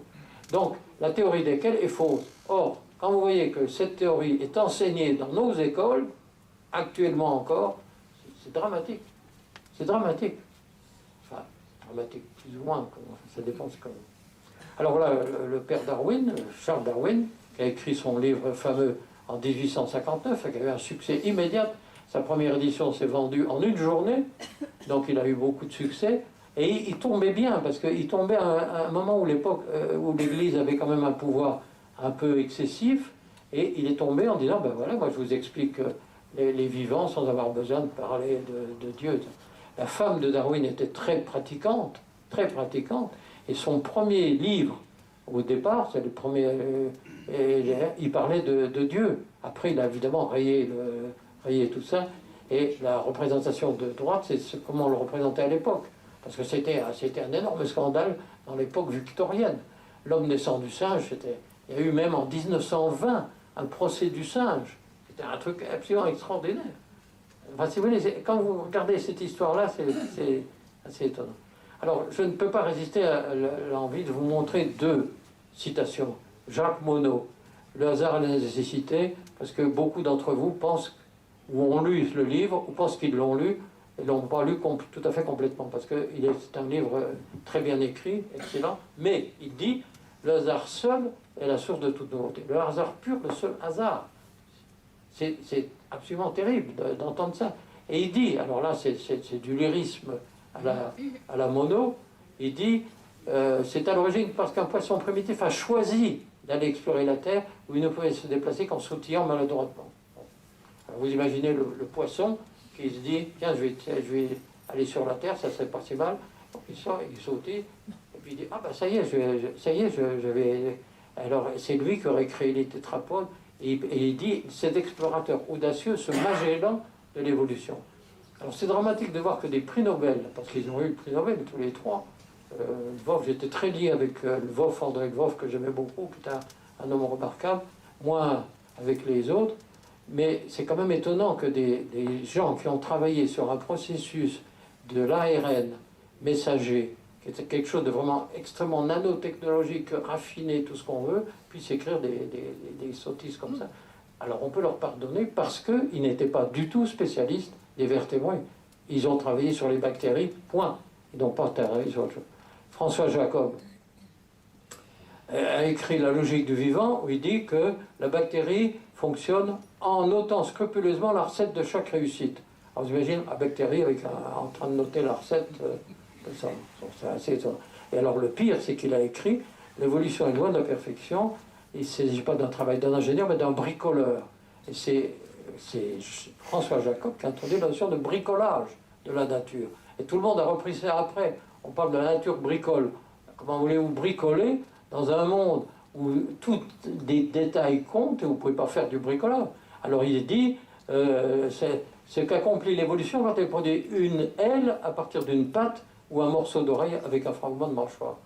Alors j'ai eu une discussion avec lui une fois qui s'est assez mal terminée parce qu'il m'a dit, je ne pensais pas que des gens comme vous existaient encore. C'est sympathique. Est-ce que je lui ai dit simplement, que je me permets de vous dire quand même, est-ce que vous ne trouvez pas qu'il y a un raffinement dans ce que vous avez démontré dans l'ARN, c'est-à-dire un raffinement technique qui exclut quand même complètement le hasard? Alors il m'a regardé d'un air assez méprisant, puis il m'a dit cette parole-là. C'est pour ça que je cite ça, pour montrer qu'il s'est quand même trompé. La nature ne bricole pas, et c'est pas la nature, c'est un constructeur. Alors il y a des faillites scientifiques bizarristes qu'on va examiner rapidement. Premièrement, le hasard. Qu'est-ce que c'est que le hasard? Le hasard, c'est la rencontre de deux séries définies et indépendantes. Alors vous savez, quand vous êtes en philo, on vous explique que le type qui passe dans la rue reçoit une tuile sur la tête. Alors on dit c'est le hasard. Ben, c'est pas le hasard, parce que la série de la tuile qui glisse sur le toit, elle est parfaitement déterminée. La série du type qui va dans la rue, elle est parfaitement déterminée. Donc la rencontre des deux, c'est embêtant, et c'est pas du tout le hasard. La méconnaissance des paramètres. Par exemple, vous jouez au dé, bon, vous lancez le dé, si vous connaissiez tous les paramètres, c'est-à-dire la vitesse du vent, l'impulsion, etc., vous gagneriez à tous les coups. Donc il y a une méconnaissance, ou un accident, etc. Alors on peut éliminer le hasard quand il y a une intentionnalité. Par exemple, un tas de sable en Camargue, quand vous le voyez, bon, il est formé par le vent, bon, il n'y a pas d'intentionnalité, il n'y a pas une intention de faire quelque chose de particulier. Mais l'homme, il n'y a que des intentions. Fabriquer ça pour ça. Hein? Il y a une complexité, il y a une récité, et surtout la reproductibilité. Imaginez les milliards d'individus qui sont humains, ou les milliards d'animaux, c'est absolument incroyable. Donc ça veut dire que le hasard n'a pas sa place. C'est comme si vous disiez à des ingénieurs, les ingénieurs comprennent assez bien, d'ailleurs, on a travaillé beaucoup avec l'aéronautique, si vous dites à un ingénieur d'aéronautique, oh bah écoutez, c'est un hasard si vous avez sorti un bel avion. Hein.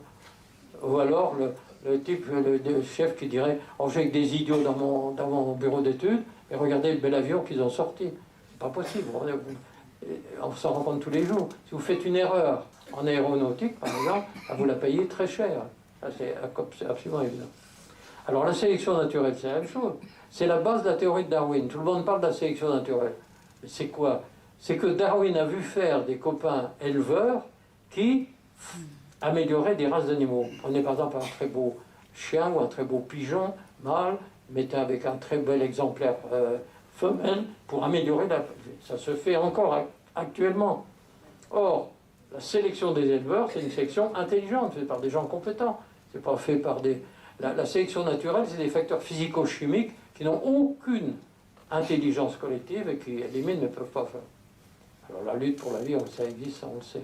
Alors moi je parle d'ancestromanie, c'est-à-dire, c'est quoi? Ça veut dire qu'avec la théorie de Darwin, vous êtes obligé de dire il y a une descendance avec variation graduelle continue qui crée les nouvelles espèces à partir d'un ancêtre commun. Donc, tous les chercheurs qui sont assez souvent lévogirs, il faut le reconnaître, qui sont aussi influencés par leur directeur pour des raisons d'ordre politique diverses, en fait, sont obligés d'être darwiniens. Un chercheur qui n'est pas darwinien dans le science du vivant, il a du mal de survivre. Et c'est même assez impressionnant. Alors moi, je parle d'ancestromanie, ça veut dire quoi? Ça veut dire que vous regardez toujours derrière votre ancêtre.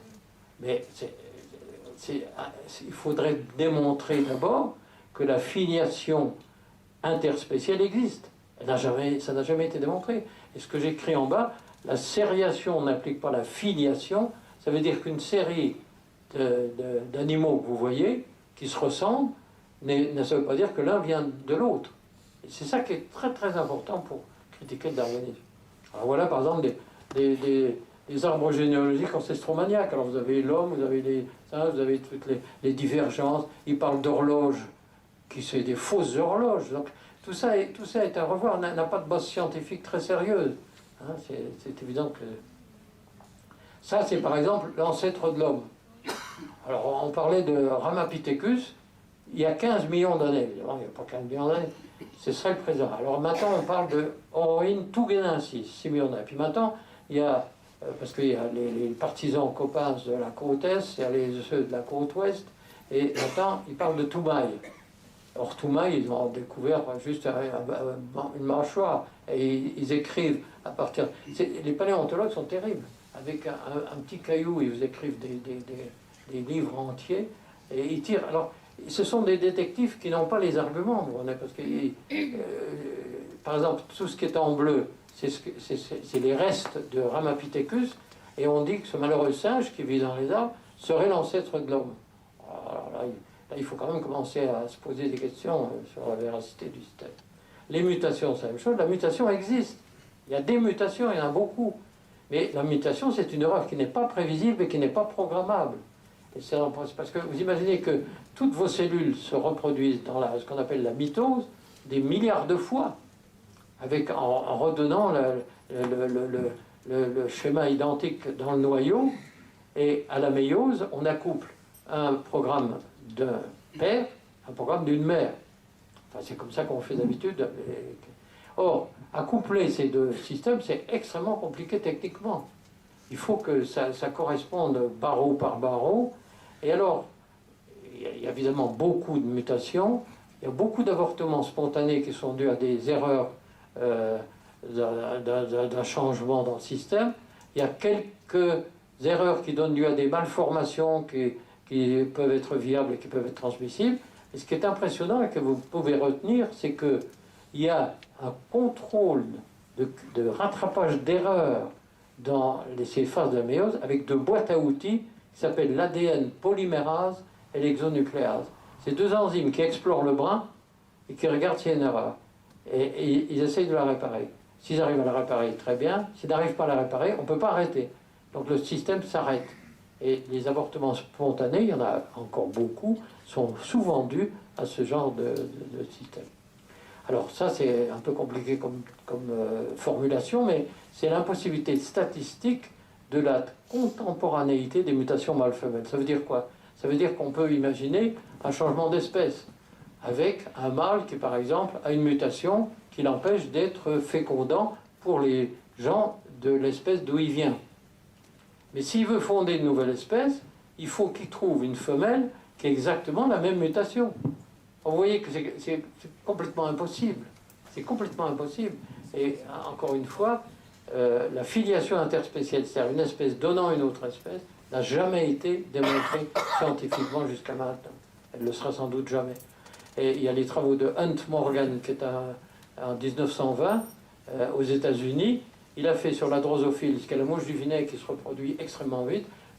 Dans une vie de chercheur, vous pouvez avoir 50 000 générations de drosophiles que vous identifiez.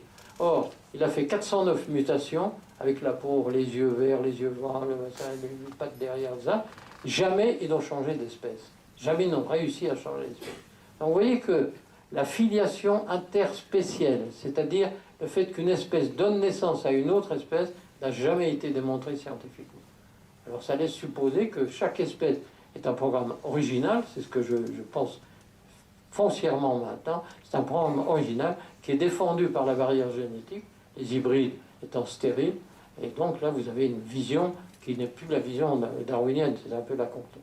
Alors l'intelligent design a été inventé par toute une série de personnes. Il y en a un qui est très célèbre, c'est Michael Behe, qui est un biochimiste américain remarquable, qui a parlé de complexité irréductible, qui a écrit un livre qui a été traduit en français, et je vous invite, si vous avez des soirées pour lire, à l'acheter. C'est La boîte noire de Darwin, de Michael Behe, en français. C'est remarquable, parce qu'il démontre effectivement que le système, alors lui dit qu'il croit dans l'évolution pour ne pas avoir l'air de n'y pas y croire, mais en réalité il montre bien qu'il y a un déterminisme et une finalité dans le système. Et Darwin a écrit, s'il pouvait être démontré qu'il existe quelques organes qui n'auraient pu être formés par de légères modifications successives, ma théorie s'effondrerait complètement. Donc Darwin était parfaitement conscient que le problème était compliqué, c'est un naturaliste remarquable, intelligent, mais il s'est trompé. Il s'est trompé, et ça vient aussi de cette espèce de lutte entre le pouvoir de l'Église, le pouvoir des... Alors il y a un type qui est épouvantable actuellement qui s'appelle Dawkins. Vous avez peut-être lu des livres de Charles Dawkins. Dawkins est un darwinien pur et dur et vraiment extrêmement sectaire. Moi je l'aime pas, mais enfin ça se voit tout de suite. Alors on peut proposer, et si on critique, il faut proposer une nouvelle approche. Alors la nouvelle approche, je vais aller rapidement maintenant, c'est ce que j'appelle le programmisme. Ça veut dire quoi? Ça veut dire que vous pouvez accepter l'idée que le monde vivant n'est pas venu comme ça par hasard, avec des espèces qui arrivent tout d'un coup, mais qu'il a été programmé et qu'il a obéi à des règles qui ne sont pas mystérieuses, mais qui sont rigoureuses, ce que j'appelle les règles du jeu biologique. Alors évidemment, il faut admettre l'idée d'un constructeur. J'ai écrit un petit livre, que j'en ai plus malheureusement, mais je vais le rééditer, qui est plus petit que celui que j'ai fait avant, le plus libre, que j'ai appelé Le Constructeur. En fait, il faut sortir d'un contexte religieux. Il y a 3 religions monothéistes, un classique. Il y a des croyants, vous avez sûrement, j'espère, beaucoup de croyants parmi vous. Donc ce qui est certain, c'est que moi je parle de constructeur pour échapper à cette polémique immédiate avec les religions. Or, le constructeur, on peut admettre assez facilement, quand on connaît bien la biologie, qu'il est nécessaire. La biologie ne peut pas s'être faite toute seule, c'est absolument pas possible. Bon, alors, et un constructeur, mais il est où? Alors évidemment, c'est ce que chaque fois qu'on discutait de ça en philo, quand on était jeune, les gens disaient, bah, d'accord, tu crois en Dieu, mais montre-le-moi, si tu le montres, je le crois. C'est vrai que les agnostiques ont raison, ils ne veulent pas croire dans quelque chose qu'ils ne voient pas. Très bien, rien à dire. Il faut quand même réfléchir au fait qu'il faut un constructeur. Mais le gage de notre liberté, c'est qu'on ne peut pas le voir. Il est invisible et il est muet. Vous ne pouvez pas parler directement avec lui. Alors vous avez des intermédiaires qui sont quelquefois très prolifiques, très beaux, avec des chapeaux, des robes rouges, etc. Mais en réalité, vous ne pouvez pas parler directement avec lui. Et il est invisible et il laisse faire. Alors ça, c'est impressionnant. Parce que les gens disent, si mon enfant n'était pas mort de scarlatine, je croirais en Dieu. S'il n'y avait pas eu la catastrophe d'Hiroshima ou de tsunami, je croirais en Dieu. Et ça c'est un non-sens. En fait, lui, le constructeur, laisse faire. Il laisse faire tout. Donc il nous laisse entièrement libres et entièrement responsables. Alors c'est plutôt optimisant. Ça veut dire que vous êtes complètement responsable de ce que vous faites, de votre vie, avec évidemment des influences diverses de l'homme. Enfin, alors donc je propose de parler de ça, et je parle de l'effet Mozart. L'effet Mozart, ça veut dire quoi? Ça veut dire qu'on ne connaît pas Mozart physiquement. Personne ne peut dire je connais Mozart, c'est un bon copain, mais on connaît Mozart au travers de sa musique. Et en écoutant de la musique de Mozart, on se rend compte que c'est quand même un type assez exceptionnel, qui avait un cerveau remarquable de créateur musical. Alors nous, on est dans la même situation. La nature, qui est le musée de la vie, ben, quand vous la regardez, vous êtes stupéfait de voir ce qu'on y voit. C'est vraiment impressionnant. Donc on a la même position. On ne connaît pas le constructeur, on ne le voit pas, mais on a son œuvre. Donc on peut en déduire qu'il existe. C'est un peu ce que... Donc moi j'ai proposé dans d'autres conférences une biologie programmiste post-darwinienne, c'est-à-dire arrêter avec l'ancestromanie darwinienne, observer, reproduire, etc.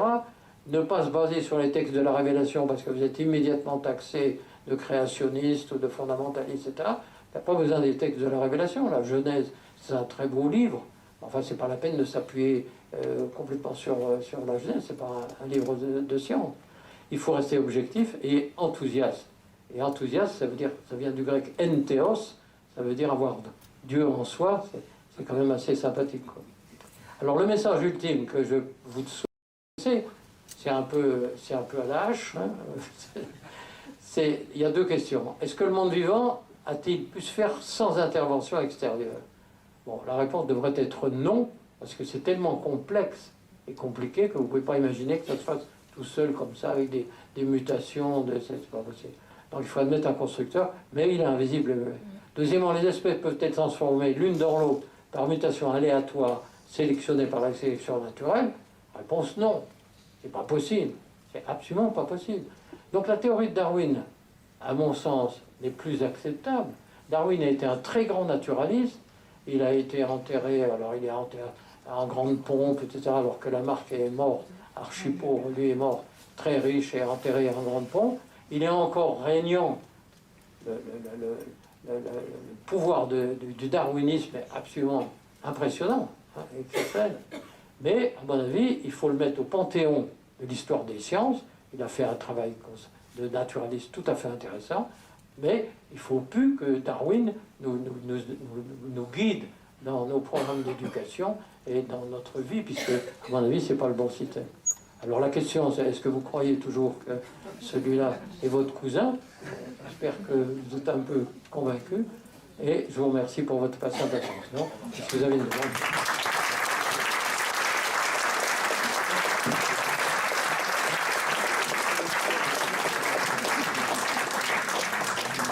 Bien, merci beaucoup. C'était passionnant, vraiment passionnant.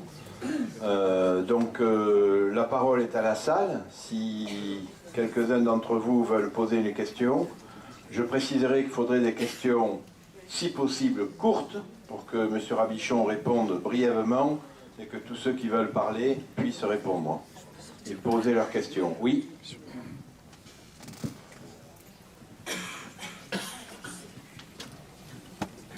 Bonsoir.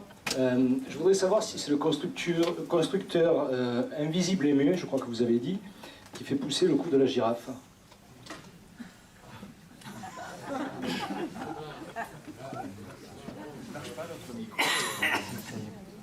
Merci.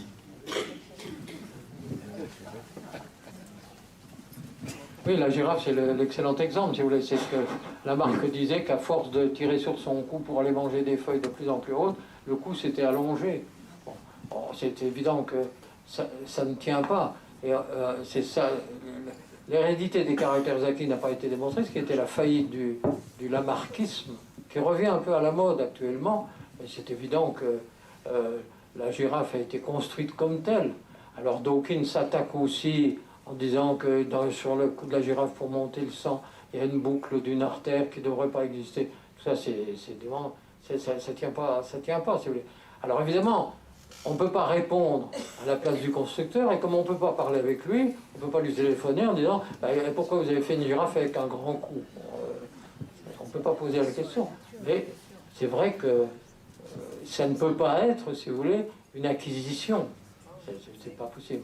La girafe est comme ça.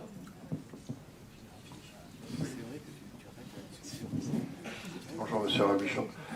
Moi aussi j'ai travaillé avec vous, alors Est-ce que Darwin a toujours pensé de la même façon? Non. Non, c'est ce que j'ai dit au départ, c'est que quand on lit attentivement la vie de Darwin, qu'on lit tout ce qu'il a fait, il est allé par exemple au Galapagos comme biologiste sur le bègue.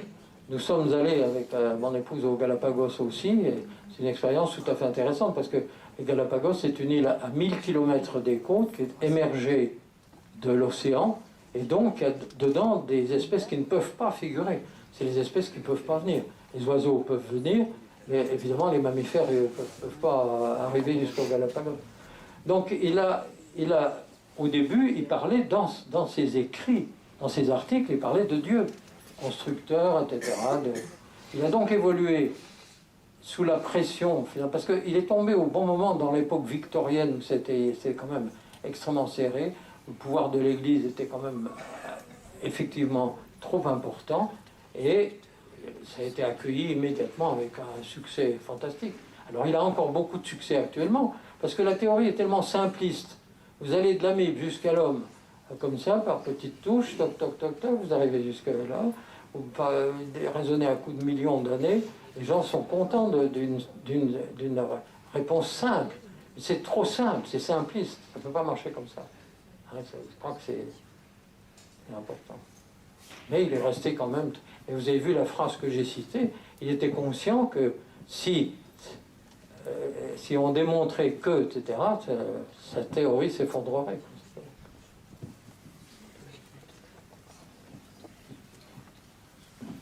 Oui, je suis aussi un ancien élève. Vous avez mis au début un doute sur le mode de datation des aires géologiques. Est-ce que vous pouvez en redire un petit mot? Parce que j'ai pas...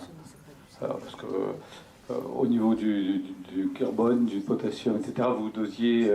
comment date-t-on en fait, et quelle fiabilité a-t-on dans les dates géologiques des différentes aires? Oui, si vous voulez, le gros point, ce qui justifie les travaux que nous faisons avec Berthaud et avec Ponchara, qui est un ingénieur du CEA, c'est justement de démontrer un fait que beaucoup de gens ne connaissent pas, qu'on ne peut pas dater les couches sédimentaires.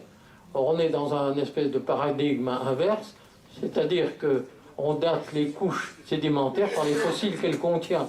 Et on donne un âge aux fossiles par l'endroit où elles se trouvent dans les couches. Donc, si vous voulez, c'est assez logique. Alors, quand on sait que l'horloge qui a été faite sur la lave est fausse, et Ponchard l'a démontré, on a tous les arguments pour ça, on est en droit de se dire qu'il faut sûrement rajeunir le système. Autrement dit, quand vous allez au Grand Canyon et que vous voyez toutes les couches, les gens vous disent celle-là c'est 60 millions d'années, celle-là c'est faux.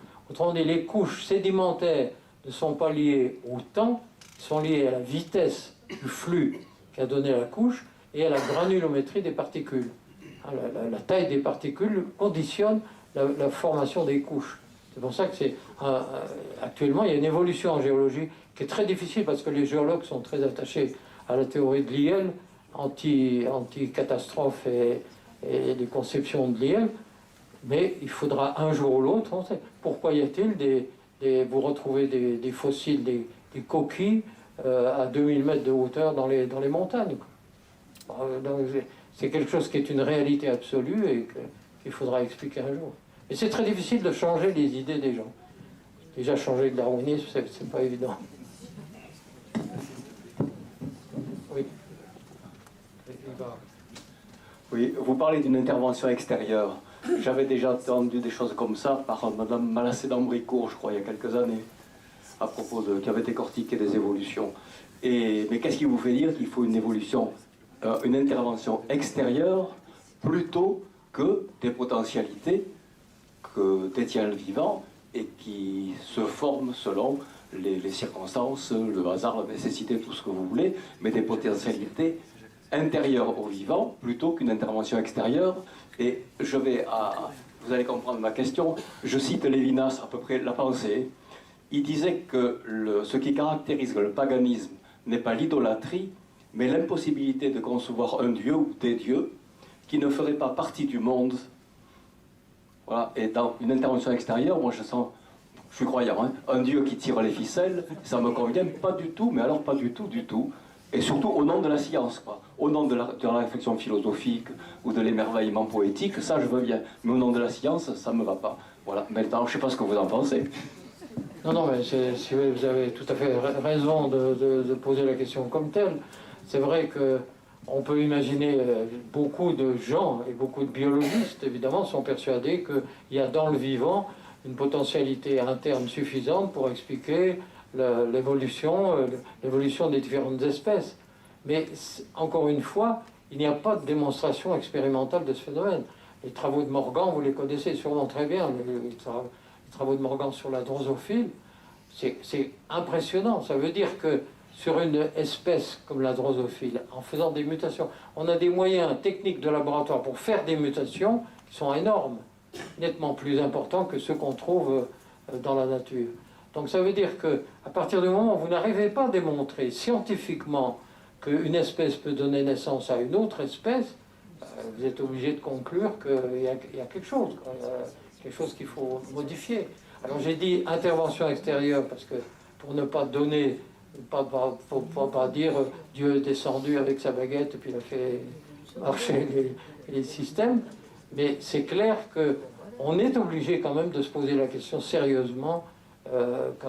La potentialité interne du vivant ne justifie pas les 3 millions d'espèces qu'on connaît. Enfin, c'est vraiment le sentiment que... Il y avait des questions? Oui.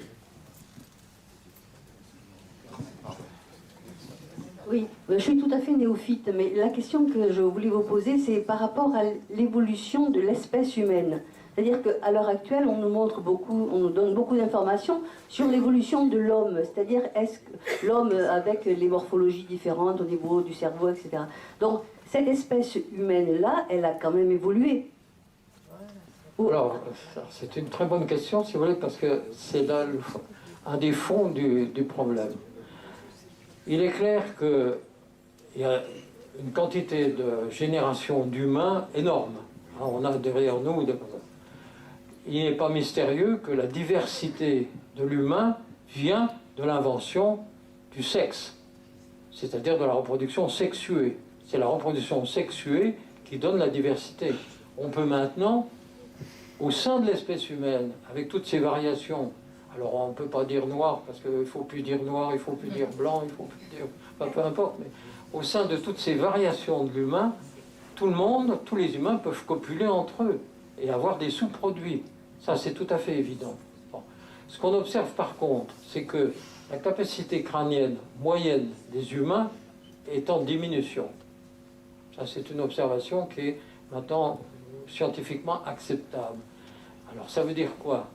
Ça veut dire que dans le génome humain, vous avez, comme je l'ai dit, une plage de variabilité. Vous avez beaucoup de variations. Le génome humain, l'espèce humaine, a des variabilités.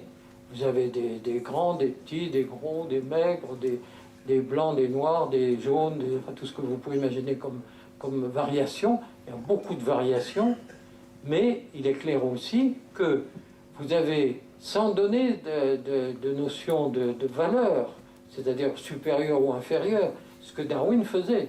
Darwin pensait qu'il l'ait écrit, la race blanche, disait-il, est supérieure aux autres. Il a ramené ce qu'il appelait des sauvages de la Terre de Feu, il les a ramenés à Londres et il les a exhibés. Et d'ailleurs, Darwin était terriblement raciste. C'était pas très très bon comme vision. Donc ça veut dire que l'évolution de l'espèce humaine, vous la voyez pas, il ne faut pas attendre un surhomme qui viendrait tout d'un coup. Les conceptions, beaucoup de gens, est poussé par Teilhard, parce que Teilhard, le Chardin, écrivait très bien, il était brillant, mais il a écrit des choses qui sont quand même difficiles. Il voulait concilier sa vision d'anthropologue avec sa vision chrétienne. Or, dire qu'on allait vers le point oméga, que l'évolution n'était pas terminée, c'est faux. L'évolution de l'humain est terminée. Et terminée, ça veut dire qu'il y a des changements obligatoires. Si vous voulez, prenez le cerveau par exemple, vous avez des variations dans la capacité crânienne qui sont très importantes. Ça va de 1100 ou 1200 jusqu'à 1600, 1800. Or, la capacité crânienne, c'est quand même indicatif de quelque chose. Si vous avez plus de neurones, vous avez quand même plus de potentiel, apparemment. Autrement dit, la notion d'égalité des humains est une hérésie totale, qui n'a aucune base biologique acceptable. Hein, on est tous égaux, on n'est pas égaux. C'est complètement évident qu'on n'est pas égaux. Il y a des variations dans le caractère, dans les potentiels intellectuels, qui sont énormes. Alors, c'est pour ça que attendre une évolution actuelle, non, parce que, si vous voulez, l'évolution, c'est ce que faisaient les éleveurs du temps de Darwin. Vous prenez des gens très particuliers, très beaux, puis vous les accouplez avec d'autres gens, et vous essayez d'améliorer on ne va pas faire ça. Il y avait des tendances eugéniques. L'eugénisme, ça a été terrible, c'était vraiment Mais je crois personnellement que l'espèce humaine est une espèce finie et définie. Elle est très bien définie, mais elle est finie. C'est-à-dire qu'il ne faut pas attendre qu'arrive tout d'un coup un surhomme avec un énorme cerveau. Et même les manipulations génétiques dont on parle beaucoup, il y a beaucoup de casses, il y a beaucoup d'erreurs, Oui. Bonsoir monsieur. Moi j'ai une question. Est-ce qu'il y a une différence entre évolution et adaptation de l'espèce humaine? Par exemple, pourquoi en Afrique, tous les Africains sont noirs et ont les cheveux drus? On pense, d'après ce que moi je peux comprendre, pour se protéger du soleil. Et pourquoi les Suédois sont blonds aux yeux bleus? Voilà. Oui, est-ce qu'il y a une différence intrinsèque ou pas? Est-ce que c'est l'évolution ça, ou est-ce que c'est l'adaptation? Non, si vous voulez, l'adaptation, encore une fois, la capacité adaptative, on devrait dire. C'est donc l'adaptabilité est liée à votre génome. Par exemple, un moustique que vous mettez 3 jours dans votre frigidaire, il ne va pas survivre. Donc si vous changez les conditions de vie d'un vivant, où il s'adapte, c'est-à-dire qu'il a l'adaptabilité, il a la capacité de s'adapter, où il ne peut pas s'adapter, il disparaît. Hein. Donc, adaptation et évolution, on a voulu faire en disant que l'évolution c'était une forme d'adaptation. C'est pas vrai. Vous vous adaptez que si vous avez la capacité de vous adapter. Ça, alors évidemment, actuellement, tout est lissé parce que avec les moyens de communication, avec l'Internet, avec tout ça, les humains, on a l'impression qu'ils deviennent de plus en plus intelligents, ce qui n'est pas complètement vrai. Ils ont beaucoup de connaissances, on est noyé dans l'information, on a une sursaturation d'informations, mais ça ne veut pas dire pour autant qu'il y a des variations dans la taille du cerveau, dans la forme du cerveau, qui fait qu'il faut penser que nous ne sommes pas du tout égaux. Nous ne sommes pas du tout égaux. Et pour l'éducation, c'est un vrai problème de détecter chez les jeunes, chez les enfants, leurs aptitudes. Moi, je crois beaucoup aux aptitudes. On n'en parle jamais. Aucun ministre de l'Éducation nationale va parler des aptitudes parce qu'on ne veut surtout pas parler de différence d'aptitudes. C'est l'égalité à toute forme. Où vous placez le transhumanisme dans tout ça? Le transhumanisme, c'est un mouvement. Oui. C'est un mouvement de gens qui croient dans la puissance de la biologie. À tort, comme je l'ai dit, la biologie se défend bien. Tous les clonages qui ont été faits n'ont pas été des succès très importants, hein, c'est évident. On nous a fait vivre pendant au moins 5 ans sur une escroquerie au clonage humain. Il y a un type qui s'est produit, je ne sais pas si vous vous rappelez de ça, qui s'est produit à la télévision en disant qu'il avait été cloné. On sait très bien que c'était une escroquerie. Et encore une fois, la biologie, c'est quand même... Vous avez vu ce que c'est qu'un spermatozoïde, vous avez vu comment il est fabriqué, vous avez vu un degré de complexité dans la biologie qui fait que l'homme copie, essaye de copier, essaye d'imaginer, mais il laisse cours à son imagination. Et le transhumanisme, c'est ça, c'est vraiment imaginatif. Il y avait une brebis. Oui, ben, une brebis, c'est pas grand-chose. Il y avait 500 fœtus derrière. Oui, moi, la question que je voulais poser, c'est comme vous expliquez, dans le temps historique, dans l'humanité, puisque on en a des traces énormes, la fin de l'espèce Cro-Magnon, la fin du groupe Cro-Magnon et l'explosion de l'Homo sapiens. Avec l'incapacité de relations de fécondation entre eux. Enfin, Ah non, c'est pas vrai. Non. C'est ce que dit les spécialistes. Non. On en vient à dire, non. On en vient à dire maintenant qu'on a tous du néandertalien dans notre génome. Il y a beaucoup de controverses. Parce que, oui, non, mais bien sûr. Parce que le taux de natalité dans l'espèce Cro-Magnon Oui. était nettement inférieur à l'espèce. Ils étaient de moins en moins adaptés. Non, mais attendez, mais il faut voir comment on analyse ce monde-là. On analyse sur des restes. Non, c'est historique. Non, Là, on est en temps historique. C'est historique, mais en fait, c'est pas là que c'est pas des hypothèses. Mais si, c'est des On appelle hypothèses. ça le monde Mais proto-historique. c'est des hypothèses, on n'a pas refait le génome du Cro-Magnon. Alors le néandertalien, on commence à l'avoir. Par exemple, c'est la même chose. Les dinosaures. Nous avons fait un symposium à Rome et nous avons eu un biologiste américain qui s'appelait Miller qui a gratté des os de dinosaures et qui a réussi à ramasser suffisamment de matériel pour faire analyser l'âge dans 3 laboratoires différents. Réponse, 23 000, 25 000, 26 000 ans. Alors ça n'a rien à voir avec les 60 millions d'années qu'on nous donne. C'est pour ça que le nombre d'erreurs actuelles qu'il faudrait corriger est énorme. L'influence de la presse est, à mon avis, pas très positive. Et aussi le consensus des chercheurs est quelque chose d'assez illusoire. Bien, oui, une question, la dernière, et après nous irons boire un petit verre. Bonsoir. Justement, dans la presse, on entend beaucoup dans les médias qu'on dit que l'homme qui vivra 1000 ans est déjà né. Qu'en pensez-vous? Que l'homme, pardon ? Qui vivra 1000 ans est déjà né. Qu'en Non, mais pensez-vous? tout ça, c'est du rêve. Il faut du rêve pour vivre. Alors les journalistes entretiennent le rêve, ça c'est évident. Mais c'est exactement comme le problème des cellules cancéreuses. C'est vrai que les cellules cancéreuses sont des cellules qui ont perdu l'horloge génomique. Mais nous sommes limités par un cycle. On est limité dans le temps. Et ça, il n'y a pas de doute, on va tous à la mort. On ne pourra pas éviter. Et est-ce que ça vaut le coup de vivre 125 ans, comme Madame Calment, qui n'était pas très loin d'ici? Alors elle était dans son fauteuil, elle buvait son café, et avec un cornet acoustique, on lui criait dans les oreilles « Comment ça va ?» Alors elle disait « Si c'est ça que vous voulez, vous pouvez l'avoir. » Mais les 1000 ans, c'est un rêve absolu. La biologie est quand même plus compliquée qu'on ne le croit encore. Non ? Oui, bonsoir. Est-ce que vous vous battez actuellement pour que soit enseigné autre chose dans les écoles, du coup? Puisque les professeurs ont obligation d'enseigner Darwin. Oui. Est-ce qu'il y a un groupe qui se bat auprès du ministère pour enseigner autre chose?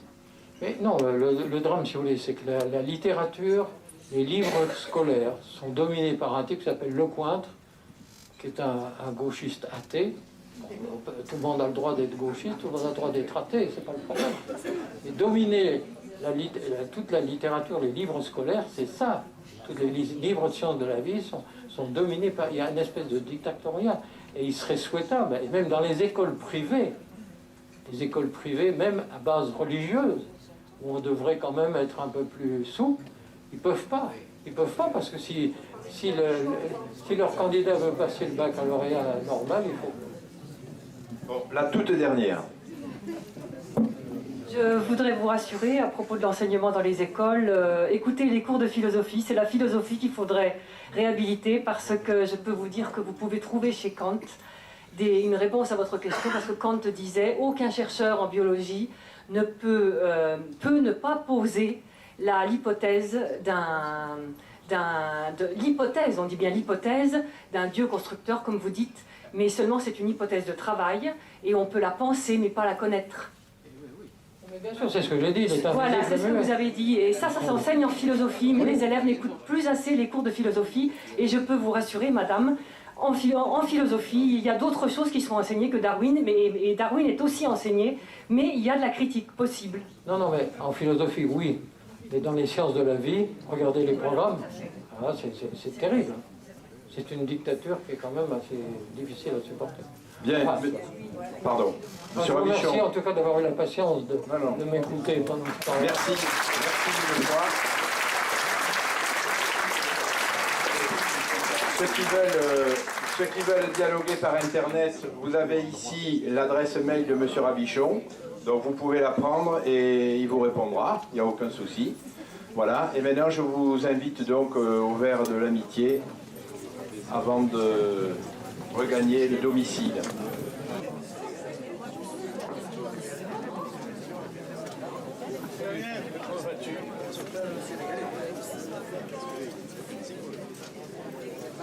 Je vais connecter, je chie.